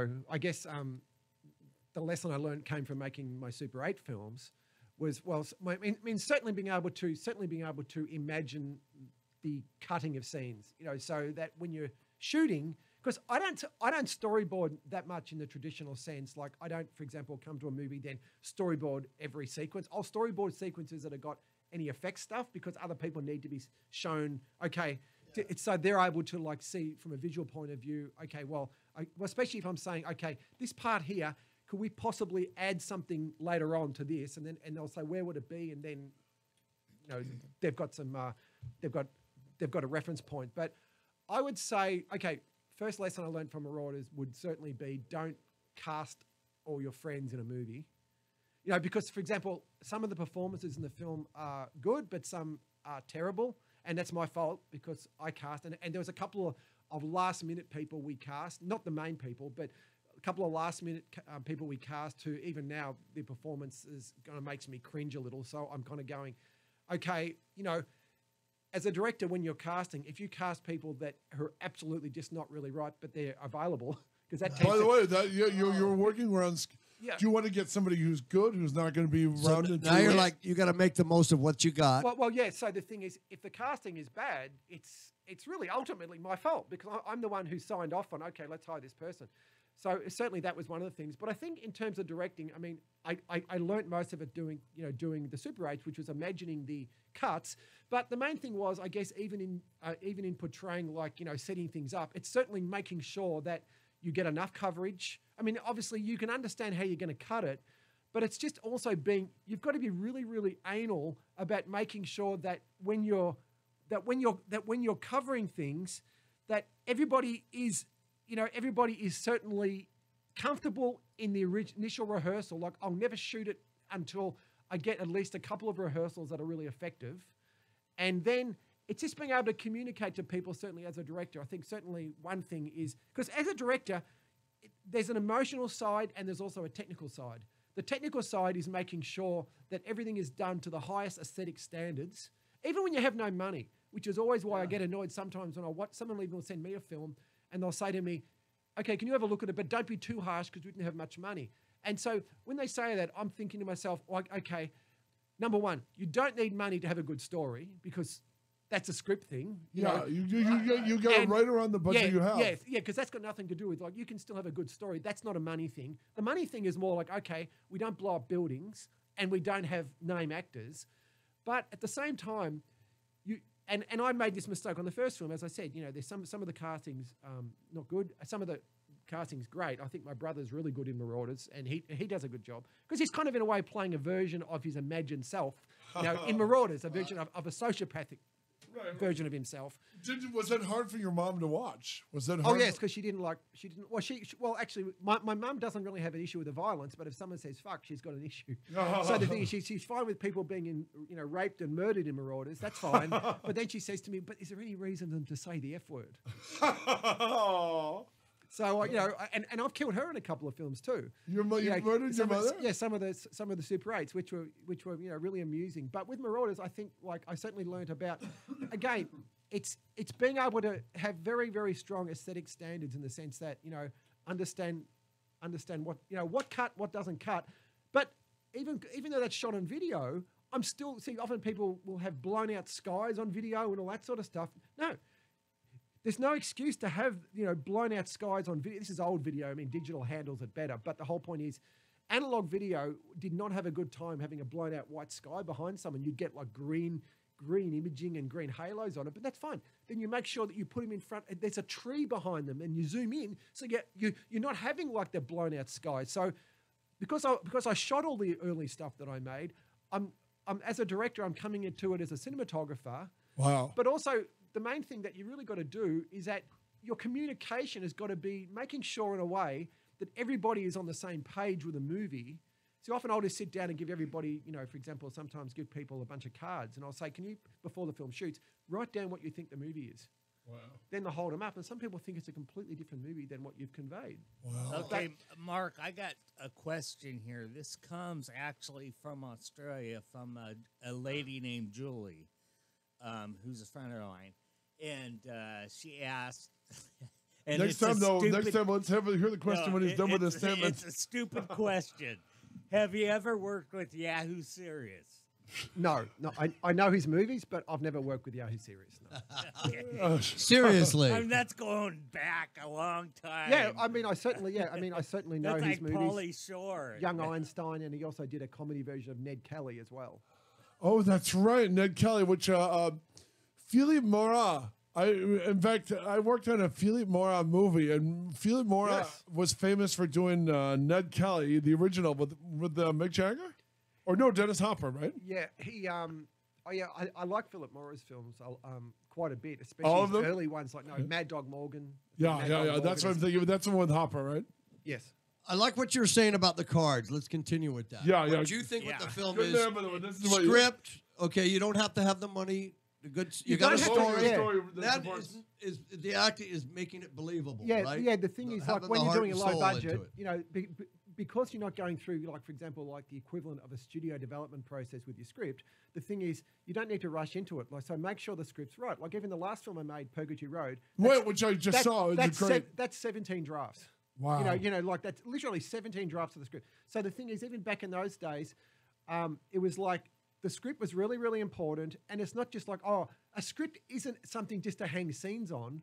I mean, the script is your blueprint. Otherwise, it's like you're not going to build a house without a foundation and go, we'll just put bricks on the ground. No, you've got to have either the concrete or you've got to have the wooden brace. So the thing is, with the cards and understanding that everyone's on the same page is so important, because when you're working with the cinematographer, the art director, working with a costume designer, if they all think you're making a different movie, then there's going to be time and money wasted bringing you things that aren't even appropriate for the movie that you're making. So you've really got to streamline. Number one, you've got to streamline to get everybody on the same page. So when someone's read a script, I'm not necessarily. I usually would like if someone has read it, and if they're into that kind of movie, at least it kind of does make a difference. I mean, if someone just goes, "Oh, no, this really isn't my thing at all," sometimes sometimes it's like, well, unless they're doing something in the movie that doesn't really matter, that it's not their thing at all. I'd rather have someone who at least likes that type of movie, or at least read the script and can see something in it more than just a job. Yeah. You know, so and usually you can tell. I mean, usually you can tell, and so it's because so much of being able to collaborate with people. Because I mean, I've made movies that I've done almost everything, but there's no movie that I have done completely everything. So it truly is a collaborative medium. However, picking your collaborators, seriously, it's almost as serious as a man or a woman picking a partner to spend the rest of their lives with, because you're going to war with these people. Yes, you're going to war. And the thing is too, sometimes the people you pick can mutiny against you if their agenda isn't the same as your agenda. Oh, gosh, yeah. So the thing is, you've got to pick people really carefully, because they're your collaborators, but also pick people who've done work you really admire, who you also don't have to teach to do the job. But people who, for example, whose work you admire, so what they're going to be doing is not only bringing the minimum that you require from them, they're going to bring their own touches and their own brilliance to the script. You know, so it's almost like saying, well, as long as they meet this requirement, that's good. But you want someone who's able to add to the movie as well, rather than just meet what you want. Because as you know, when you're shooting, the film evolves during the shoot. Like, you know, locations get changed, or for example, you might be doing a scene where you had 8 shots planned and now that's now 4 shots. So, okay, so now the shot that was going to be like your 4 static shots, or your 4, you know, simpler shots, you're going to combine them now into one tracking shot. So again, so things change. So when you've got good collaborators, it's literally like going, okay, you've got to be able to trust those people.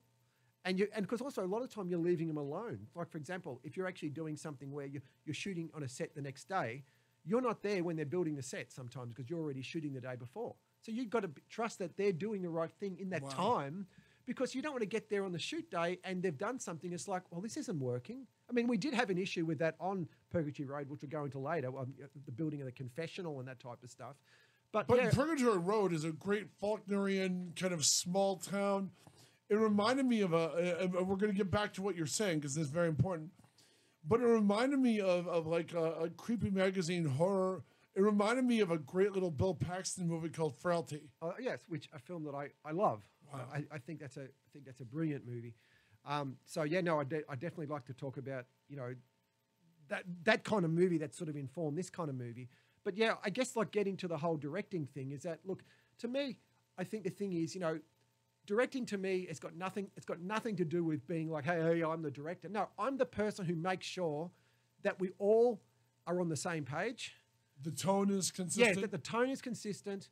I'm the person who makes sure that in the casting, I'm not casting for necessarily what anyone's done before. I'm casting for, are they right for the movie now? Right. So, because often people will say to me, oh yeah, you know, I'm going to send you all this other stuff that I've done and all that kind of stuff. No, I said, no. I'm just casting for this scene. I don't need to see, and actually, I don't even care whether you've done a lot or a little. What matters is, are you right for this character? So that's why sometimes actors will get really caught up in, well, I haven't done a lot of stuff and blah, blah, blah. And I'm saying, no, don't worry.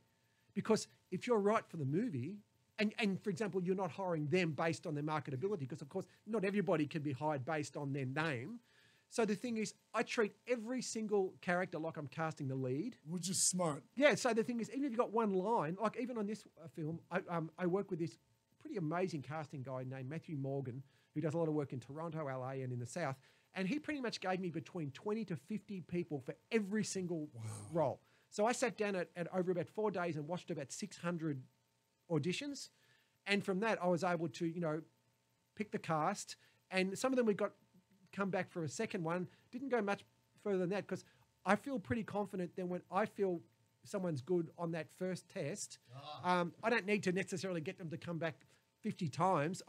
I know within 10 seconds whether someone is right. Do you get a vibe? Yes. Do you know, like a director spider sense? Instant vibe. In the same way you get an instant vibe that someone's wrong. You know, like, you know, someone comes on and like literally you watch it like 30 seconds and when I say that they're wrong, they can still be a really good actor, but they're wrong for this part. Wow. That's the difference. So the thing is, so every role after Marauders, certainly, because that's when But that was your trial by because fire. That was a trial. 41 and also, weekends. I just didn't have 41 weekends. Yes, and so at that time, because it was such a difficult film to make, and we had all kinds of accidents and car accidents and people accidents and everything. So the thing is, like, for example, there's an extended rape scene, and one of the girls, who was going to be in that scene, she just got cold feet about doing it. So we went to a party on the next night because we were shooting this was on a Saturday, so we had to go. We can't shoot it today. Shoot it tomorrow. We go to a party, and I'm literally going around the party speaking to girls. Will you do a rape scene tomorrow? And How many times did you get slapped? Well, the thing is, hopefully, I approached it in a professional manner.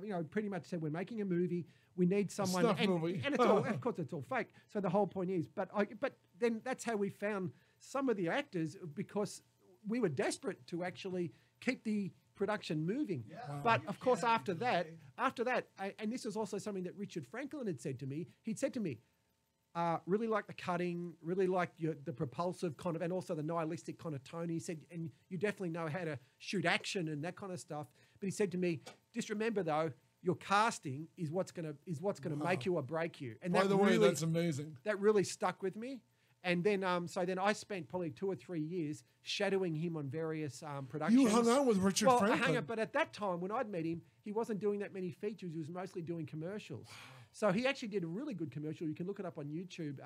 It's directed by a guy called, shot by a guy called Vince Monton, which was a battery commercial about this train coming towards, I think it was called Marshall Batteries. Really great commercial. It was like in a very Hitchcock-style commercial. Like I went on the set of that, and he was just a really interesting, just a very kind kind of mentor. And if I had a mentor at all in terms of production, it was Richard. But him saying that about the acting always stuck with me. So in a way, then I always made sure that every film that I did, I would, and obviously I'm not saying I achieved it every time, but I made sure that every film that I did, I'd be really, really anal about the casting, and I would treat every single role like I was casting the lead role, and also to me too, because every actor, I think the actors deserve the respect of that as well, because even if you look at actors who often just have like a couple of lines in a film or a smaller role, they really shine. Like you look at a film like, for example, Before the Devil Knows You're Dead, Michael Shannon's in that film. And that was the first time I ever saw Michael Shannon. And General Zod from Men of Steel. Yes, and he just plays like this girl's brother-in-law. He's got like 2 scenes. But I remember seeing that film and going, oh my God, who is this guy? He's just amazing. And that was one of Michael Shannon's roles. Do you know Michael Shannon, General Zod? He's the kid Bill Murray gives the WrestleMania tickets to in Groundhog Day. Wow, that blew my mind. I didn't even remember. Was he that young back then? He was the kid. Remember he gives them WrestleMania tickets, and they can't believe their good fortune that he would. I didn't know that because I think he's like extraordinary actor. You remember that, Dan? No, I do not remember that. But Mark, I have a question for you. What are your thoughts on Netflix, Amazon Prime, great question. And all the Hulu other and all little places that I could find independent movies on?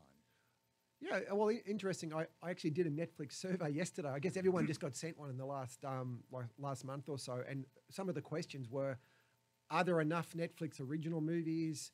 Are there enough Netflix series? Look, I think in a way, the hard part, obviously, with working with Netflix or any of these is that there's still kind of gatekeepers between indie directors and that. And I still see that a lot of the people who are making stuff with Netflix, you've still got to go through ages. It's not like anyone can just pick up a phone and call Netflix and say, hey, I've got a movie. I need to talk to the king of Netflix. Yeah, that's right.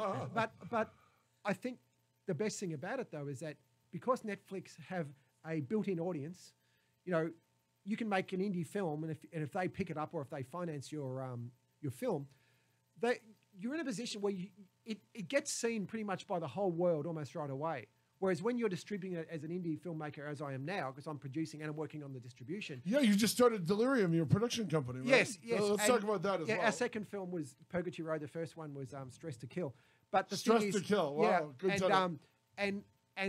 But again, when you're doing that, usually you've got to go through a domestic distributor, then you've got to go through a foreign distributor, and it's really a long and drawn out and time-consuming process. So, for example, if you're in a position where you might say, okay, Netflix are interested in your movie, or for example, you're going to make a series of films for Netflix, to me, that's kind of ideal because it means they take the movie. They've also got the metrics in a way, sort of, at least to give you a sense that, okay, well, this is the stuff that's working because they kind of know what people are watching and aren't watching. And it's kind of interesting seeing what the films that they are supporting and the TV series they're supporting, because a lot of them are the type of projects that the studios are not supporting.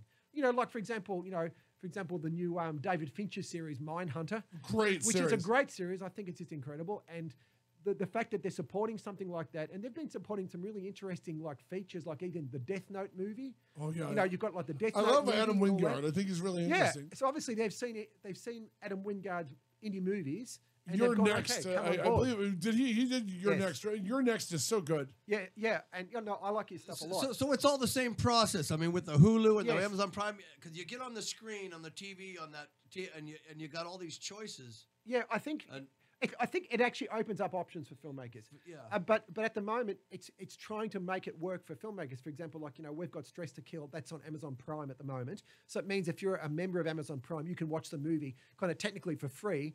But really, you pay your Prime membership, but that's why you can watch it for free.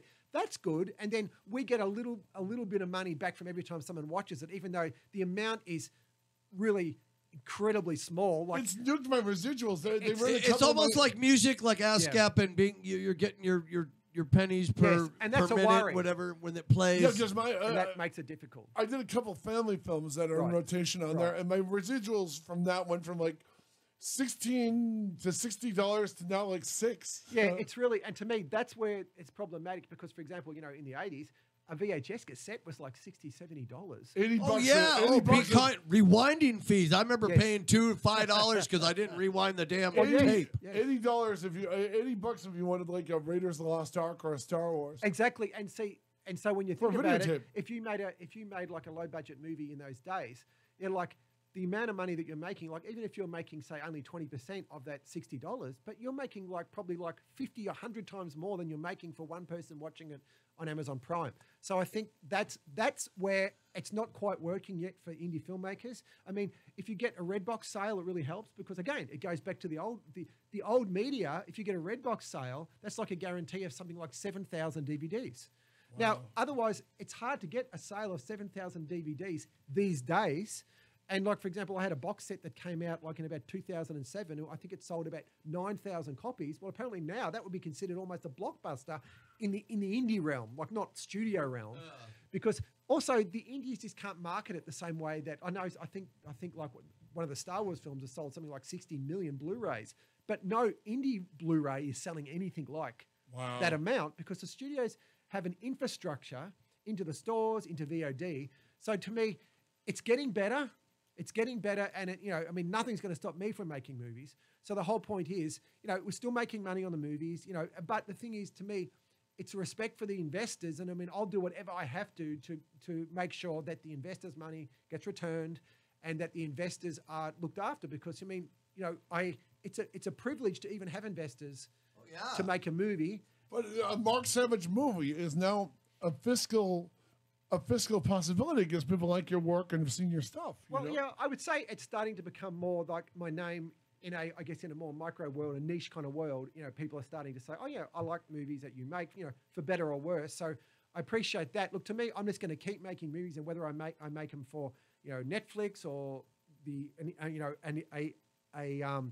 a sales agency that's selling throughout the world or Amazon or whatever. I mean, I love all these new platforms because I really do think they do give filmmakers an amazing option to be seen, because the biggest challenge when you make an indie film is getting it seen and marketed. Yeah. And if you're on Netflix, especially Netflix even more than Amazon, because Amazon, again, the interface isn't quite the same as a Netflix one. On the Netflix one, you go on Netflix and they already know your tastes in movies because they're offering you That's what I love. this type of thing. Because you watch Train to Busan, Yes. and they'll offer you Yes. 5 great movies, I think that's really great. And also the good thing about it is that they're not necessarily favoring. I think in a way, the fact that Netflix is not full of huge blockbusters is actually a good thing. Because the studios are already have a massive marketing infrastructure to be able to promote their movies. But the indies don't so much. And I would really hope that people do support indie films more on Netflix, but also then it's up to the indie filmmakers to make good indie movies, because how can you expect Netflix to support it if the indies just have the attitude, oh, well, again, I didn't have much money, but I made what I could. See, that's not the attitude. To me, there's a certain point. Look, I definitely agree, because sometimes I see people, for example, like doing, what are these things called when you actually get people to financial movie. Like Oh, a GoFundMe yeah, kind of. see, like Fun- the thing sometimes I find Kickstarter. Yeah, Kickstarter. The thing I sometimes find a little bit sort of disingenuous in some of those is that as a filmmaker myself, you'll have someone saying, "Oh, you know, we're doing a remake of some Italian classic or something," but their budget. What they're asking for is like 50 grand, and I'm looking you're at gonna going, do the blind dead for $100? You can't No. do anything with that. And I remember at one point, I think it was a film Nightmare City. Someone was wanting to do a remake of that. Yes, Savini, I believe, wanted to do But that. I remember actually reading. I love the original. I saw the original on the Netflix. original is great. I remember, It's crazy. I remember commenting on that, and I wasn't being critical of the intentions, but I was simply saying the budget here is definitely too low. And then I said, how can you really expect people to invest in a film that, like the budget, that what they wanted was like a fairly small amount of money. And I know, and I understand why they wanted that, because they're obviously saying we don't want to ask for too much. But just to do the effects properly, and The airport sequence alone. and even just to do things like, you know, delivery items at the end of the movie. If you're delivering the movie on 4K and you're having all the sound done, I mean, just to do basic sound, to do good sound, and I mean sound at a high level, is going to cost you between, depending on your deal, that's going to cost you between $5,000 and $20,000 in the indie realm to do. And then also, if you want to shoot on good cameras, you want to basically have good actors, and if SAG's involved and all that, you can't make a movie for $50,000. Even ULB would cost you, ultra low budget that's would right. cost you more than exactly. So the thing is, I would rather someone actually do a proper budget, because then you know at least it's got a sign of legitimacy. If I saw a budget like that and they go, we're looking for $500,000, I'd go, okay, I can see how that can be made for $500,000. So then, to me, that's more a tick of legitimacy than someone who's going, we only need 50 grand. It's kind of like, well, on 50 grand, you're going to make a pile of shit. Yeah. You don't want to make a pile of shit. I've noticed that through experience about getting involved in a film, and then there's a budget cut. Yep. And then I've got, like, I had to get out of this movie because my budget was cut in half and I couldn't do it. Yes. And I go, this movie's gonna fail. Yeah, there's almost like a reasonable ceiling. I mean, I've made movies like, the first one, you know, Marauders. We probably made that for cash because we got all the equipment, but we paid for all the tape and that type of stuff. But even we paid probably about 30 grand or so ourselves in making that. And this was like in 86. Wow. But again, there's a real difference between, for example, making like an indie film just for the sake of saying, hey, we made a film, but you can't expect people to watch your film just because, hey, we made a film. Yeah. You've got to still treat it like, you know, like you've got to make a film. I mean, to me, my ultimate criteria is I want to make a film that I would want to watch. Yeah. By the way, not a lot of people do that anymore. I mean, you have to. You make a movie that you want to see. You've got to make a film. And even sometimes I'll even hear directors talk about, oh, no, I never watch my own movies. My reaction to that is always, that's almost like having contempt for your audience then. It is contempt for your You audience. won't watch your own movies, but you expect other people to watch them. Right. Whereas to me, I'm not saying that I sit down every day and watch my own movies, but because, you know. But you have to. It's like saying, I'm going to make a movie for people that like to waste their money. Yes. Well, even I remember someone years ago said to me, oh, would you be interested in making like a XXX rated movie? And I said, only if I really had a decent budget and it could be still with a really interesting setup, because why would I just want to contribute to a genre that there's millions of stuff that's all the same? Right. I'd still treat it like something that it would have to have, for example, the originality of something like a Steven Seadian film or like a Greg Dark film, you know, where they made porn that was, or Redley Metzger, they made porn that was really significantly different than what was being made at the time.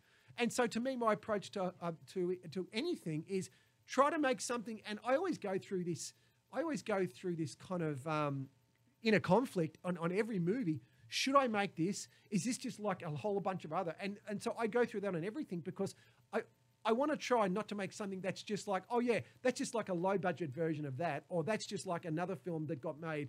No, which is ironically, sometimes I'm making something that's not like anything else, then has another problem at the marketing point, because they then go, well, what movie is this like?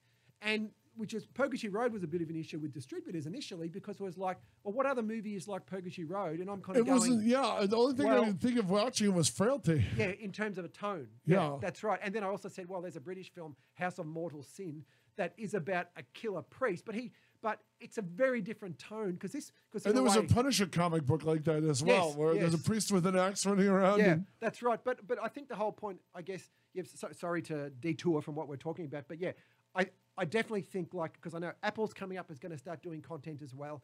Netflix is already doing original content. I think it is a fantastic thing because, I mean, someone like myself, I mean, I feel almost like a million miles from the studios in the sense that I don't even know if I make stuff that the studios would embrace or whatever. But you're a genre filmmaker. But I make genre films. And Netflix won't lose any sleep if they hire you to do a genre project because you will kill it. No, well, I mean, I think also, I guess the thing with me is that because I produce as well as direct. Circus of Dread. I tend to have a lot of fiscal responsibility because I kind of do both things. I raise the money and direct the movie. And you write them too. Yeah, yeah. So and the last one was co-written with my partner Tom Parnell, and he. But I think the thing is that it's gotten to the point where, you know, bringing the film on budget is super important because again, you don't want to go back to the investors and say we need more money. So hopefully on each film, you know how to. But the thing is, that's also just what you learn by making a lot of movies. I mean, you make a lot of movies, you stick to the budget. I think being a producer helps a little bit because, you know, it makes you a lot more fiscally responsible because I'm going to answer to the investors. But also, I know also if we go over budget in one area, we lose money in another area. Yeah, if you say like, okay, we got to take a shortcut, but you know, what is that? I don't even like that term, shortcut, because then it seems like you're getting robbed of something. No, you're right, because like I think the main things that you're confronting is things like, you know, okay, we're running out of time because we had to stop for an hour because it rained so much. You know, so that's when you go, okay, so that means that of the 3 scenes we have to do in the afternoon, you might say, okay, now on the 3rd scene we're doing, which is more a scene about, for example, it might have some just exposition. You might say, is there another way we can basically work that exposition into the 2nd scene we're shooting? Because there may not be time to do the 3rd scene.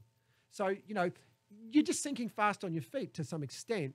But ultimately, it comes down to also writing a script that you are convinced has not got any scenes that should be deleted. Because this is where a lot of films waste money. This is what happens.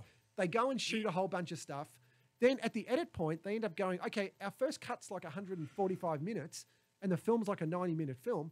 So they cut out like 50 minutes. So you then get to the point, well, hang on, why didn't you do this work at the script stage? Yes. Because if you're cutting out scenes and you're saying, oh, well, the reason that we cut scene, 75 and 81 and 14, we don't need those. But you still spent another week. Yeah. You spent a week filming those scenes. So unless it was like a nude and scene you're just or going to something. toss that in the trash? Yeah, that's right. And that's why you do 17 rewrites. That's the whole point. Let him finish. Go on. Mark, do you have films that are on shelves that have never been seen by anybody? One film. Which was it? Yeah, one film that just wasn't ever completely finished. Good question. Why was it? Did the budget run out or something? Or? No, actually, there was one film. Actually, no. That's not true. There's more than one. I did one film that I probably shot half of it that actually starred Jim Van Bebber. And Jim Van Bebber. Yeah, Jim Van Bebber, which we shot. It was called Cloth Dagger.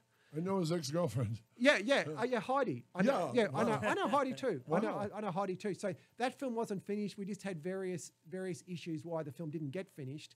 I did another film in Australia too called The Miscarried, which was sort of like about an aborted fetus that sort of grows up in an orphanage and then takes revenge on its parents. And I'm not really shocked to hear that one while I'm in a show. Yeah. And that's my life story, man. But I should say that all those ones, I've never done one that had anyone else's money in it. These are all ones which were self-financed. By the way, at least you took the bullet and fired the bullet at yourself. Oh yeah, no, definitely. And really, these were productions that, it got to a point where I was thinking, these cannot be completed this way. And they were just very much compromised by, not only budget, but just other, logistic issues. But, again, everything's a learning experience, and you just get to a point where you go, no. Sometimes it makes sense to stop something, because also with Cloth Dagger stopped, but that also ultimately became Purgatory Road. Because it had some of the same. That's why it's called Cloth Dagger, the cloth of the priest. So it also had a pretty strong religious aspect to it, like Purgatory Road. Well, Purgatory Road which is interesting. It's about a priest and his brother, and the priest will do confession, and if he feels your crimes are great enough, he'll wind up killing you. Yes. That's what you were promoting at AFM. Yes. You have, as always, you have like 2 or 3 shots in every movie that just feels like a punch in the gut. There's an amazing shot where the priest and his brother are looking over they find a victim, not giving away too much, and you do this like monkey cam ceiling shot above the ceiling fan. It's just breathtaking. I thought it was digital. Wait, above the ceiling. So you're seeing the fan, You're the seeing ceiling the fan bird's eye below view. the camera. Yes. He has the. That's genius. I He like shoots that. through the ceiling fan, which is an amazing shot, and the audience, it was like a comic book shot, the bird's eye view. But the audience instinctively knows where everything is, and it's through a fan, which is giving you action, even though it's a dialogue scene. Well, I appreciate you saying the audience knows where everything is, because to me, one of the, I think often the downfall of a lot of action scenes when there's a lot of chaos is that sometimes you just don't really know where things are. And someone I think who does an incredible job of basically sort of positioning you geographically is George Miller. And, and I think Mad that's, something, Max, that's something you really learn. And in Fury Road, to me, that was almost like the operatic example of he's got so much chaos going on, but it's all so beautifully staged because he fully understands that you have to keep reminding people geographically of where you are, especially in action, because it can become very, very chaotic. And it's not as effective when you don't really know where people are or where the enemy is coming from. Like if you think the enemy is coming from the right, then there's more suspense. Whereas you're not quite sure where the enemy is. Wow. It doesn't have the same, you don't feel the same sense of jeopardy because it's not in relation to the hero whose safety is threatened. With that particular shot, okay, we shot the film in Mississippi and we were shooting in a house, beautiful, beautiful house, which had quite high ceilings. And we'd shot most of that sequence. And what happened, it's a murder sequence fairly early on in the movie. We shot most of the sequence and you end up having a corpse on the floor. Well, what happened is that we had to then come back and redress to put the corpse on the floor shot. So we then went over the road and shot another sequence. You might remember there's a scene where a good priest comes and speaks to someone. Yes, the bearded cat. Looking for He's looking a good for actor the too. boys. Oh yeah, both. Like I thought that the cast is really excellent. In that film. They're all incredibly talented. And anyway, we had 2.5 hours to go and shoot that. So it was kind of like, I'm thinking, okay, I really want to have an interesting shot of the corpse on the floor because when they come back into the scene, they're supposed to have an argument with the corpse there. So I thought, what's a good way to geographically show the corpse, where they are, and also this kind of like almost like a surreal kind of like sense of the body lying there. So what I said to the grips, who are the guys who put up all the tracks and the railing, I said, why don't we try to do? I want to do a tracking shot above the fan. Wow. And first they were like, huh? And I said, well, why don't we actually, because what it is, this particular room, which is almost kind of got like an A-shaped kind of ceiling, it had these wooden beams. And the wooden beams were at the same level as the fan. Wow. But, of course, we had to then elevate above the fan. So basically what they did, they spent the 2.5 hours setting up a length of track. They first had to get the track up there. It's very high. Like it's probably like a 15 foot. The beams are at about 15 feet. So they then took the 2.5 hours setting up tracks and leveling on the beams. Quite dangerous too, leveling on the beams. Then we got an extender. So we'd have an extender that was hanging out like over where the fan was.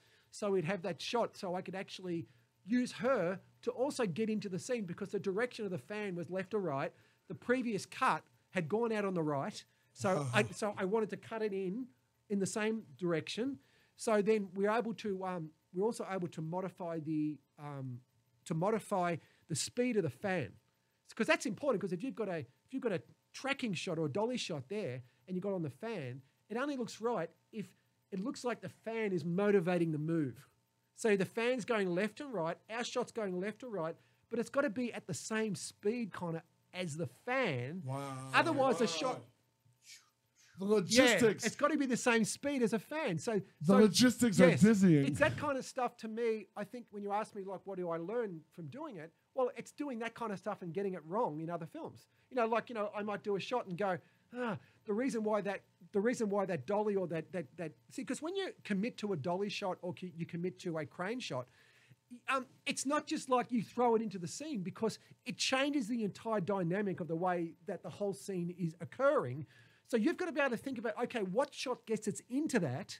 What shot gets us out of that? It can't, because this is why you'll often see in lower budget movies, people saying, oh yeah, we did this really nice shot, but we couldn't really use it.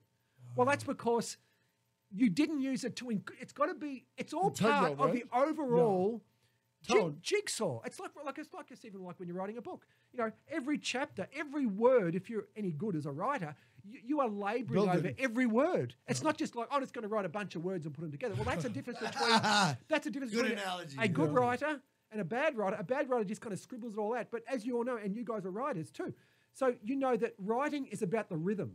Because you always read it back, and when you read it back, sometimes you go, the rhythm's not quite working. I need a full stop there, or I need maybe to put here I need to put a particular pronoun or whatever to make it work. So to me, when you put a scene together, it's the same thing. So to me, constructing that shot is also thinking, okay, what is this doing that, for example, a static shot on the ground wouldn't have done? Well, what it's really doing, it's showing the remove that these characters have from the person they've killed. Yes. And so you're looking down now. Almost a God's eye. Yes, it's almost God's eye. And that was the other thing too, because being religious, it's like the judgmental eye. Yeah. So, and that's an audience thing, because they're either going to judge, because everyone's going to look at it differently. Some people look at it as kind of like, oh, they're removed. But we're also saying this is the judgment. This is the judgmental eye looking down on these people. But by the same time, doing it hopefully in a dynamic way that's actually going to help it dramatically. Because ultimately, it all comes down to the feeling that you get, and if the feeling is just some inert feeling or it doesn't give you anything, then why do you even have the shot? Yeah, and when you use it, it isn't F you, look at me, I'm the director. It made sense because I took it the God's eye view, because this guy sees himself as God's man on earth, Yes, and that's why that's the only shot in the film that's like that. I mean, there's one other shot where the shot of the traffic, which is really good too. Yeah, there's a shot of the traffic, and also there's a shot where they're looking at a photograph, and I basically move up to show some bikes on top of a van. That was a drone. Really cool. That was a drone shot that I did myself, actually. Wow. I just got in the drone like a couple of weeks earlier, so I had to quickly learn it. But the thing is, it's having shots where, and also again, from earlier films, when I got so impressed with my own shots sometimes, that killed me. So the thing is it's being able to not obsess about shots, because ultimately what you're doing when you're making a movie, you are not, your commitment and your loyalty is to the story and the characters. That's it. Wow. It's not to, I'm great, look at me. No, it's to the story and the characters. I knew but I knew that's what you were going through with the God shot, and it made perfect sense, No, thank you, because to me, that's the only person you owe it to is the characters and the story, because you're there to make something from a script that's hopefully you've ironed out the issues. So what you're doing essentially, you're then now visualizing it beyond the script into this other area that also becomes its own process, because, script one process, then the shooting's another process, and then the editing and putting the music on is another process. But every process has got to remain on track, not go off the track. Often you'll think, and I also want to do it mostly that I pretty much never do any reshoots. So the thing is, because I can't afford it, so that's again why you got to do it right the first time. I've got to do it right. Okay, guys. This is the worst part of my job. It's the end of the show. I've got to call. There's always an end to a good thing. It's been fun, Mark. I've learned so much about filmmaking from your conversation. Amazing. Hey, by the way, Mark, you came a hell of a long way to Cucamonga. You came from Laguna. Oh, it's worth it. It's worth it. It was worth it. Can we bring you back? Because I think we really got educated on filmmaking and directing, and there's a lot of things that I think people watch this and other filmmakers can learn from this. But they take it for granted. You know what I mean? I mean, because in a way, it's a privilege making a movie, and the thing is, so that's why you've got to give it that 100% commitment to doing it right, because you may not get that chance again. All right, my friend, it's time to pimp. Pimp anything you want to pimp right now. I want to know, is Stress to Kill the latest No, movie Purgatory, out? Purgatory Road. No, actually, Purgatory Road isn't even out yet, but I just had a Blu-ray of my last film that just came out today. I or see this, yesterday. the package here. I posted Yes. it on Facebook. It's in a Blu-ray package. Dressed to Kill. We got Armand Asante and I Bill saw Oberst. that Jr. on and Bill the Oberst. I've Facebook, seen these yes. guys in dozens of movies. They're always playing good, Oh, they're great. convincing Bill- characters. Every woman, Yeah. everyone. I was at. I remember being at the party, the after party for a great remake of Sorority Row, Stuart Hendler's Sorority Yes, Row yes, remake. yes. Armand Asante was there, and it was hilarious because every publicist in the room was swooning He over was him. great. Oh yeah, well it was the same one. It was the same one that said it's Dressed to Kill. That all the women, from the younger women to the older women, everyone was saying, that guy. Yeah. I'd still go there. Wow. So Was we he can. go- Where is was this Dressed to Kill available? Yeah, where can is they it see- in, It's is it in- available from Amazon exclusively for about 2 months, and also the SGL website, which is the people who brought it out. It's cheaper from SGL, a little more expensive for Amazon. Then in March, it'll be everywhere from all the other websites. Is there any stores that we could get this at? Is it distributed in any Well, stores well, right now? No, not at the moment. It's all only available online for the next 3 months Wow. exclusively. That's another thing we could take up our whole show on distribution and the rules and the power that they Seeing have. this man treated The like power of distribution. Mark, hey, in a crowded AFM, Mark was treated like Willy Wonka. It was really kind of exciting. Mark and Lloyd Kaufman both had these circles of Oh, people yeah, around no. them, which was really exciting. It was a real Was that pleasure that meeting you were Lloyd telling Kaufman. me about that deal you went to? Yeah. Oh, yeah. That is great. Well, we're not going to have time. We're running out of time All here. right. And I've been getting in trouble for running You- over. we got to get you back in here because we're just Mark, you getting have to come started. back.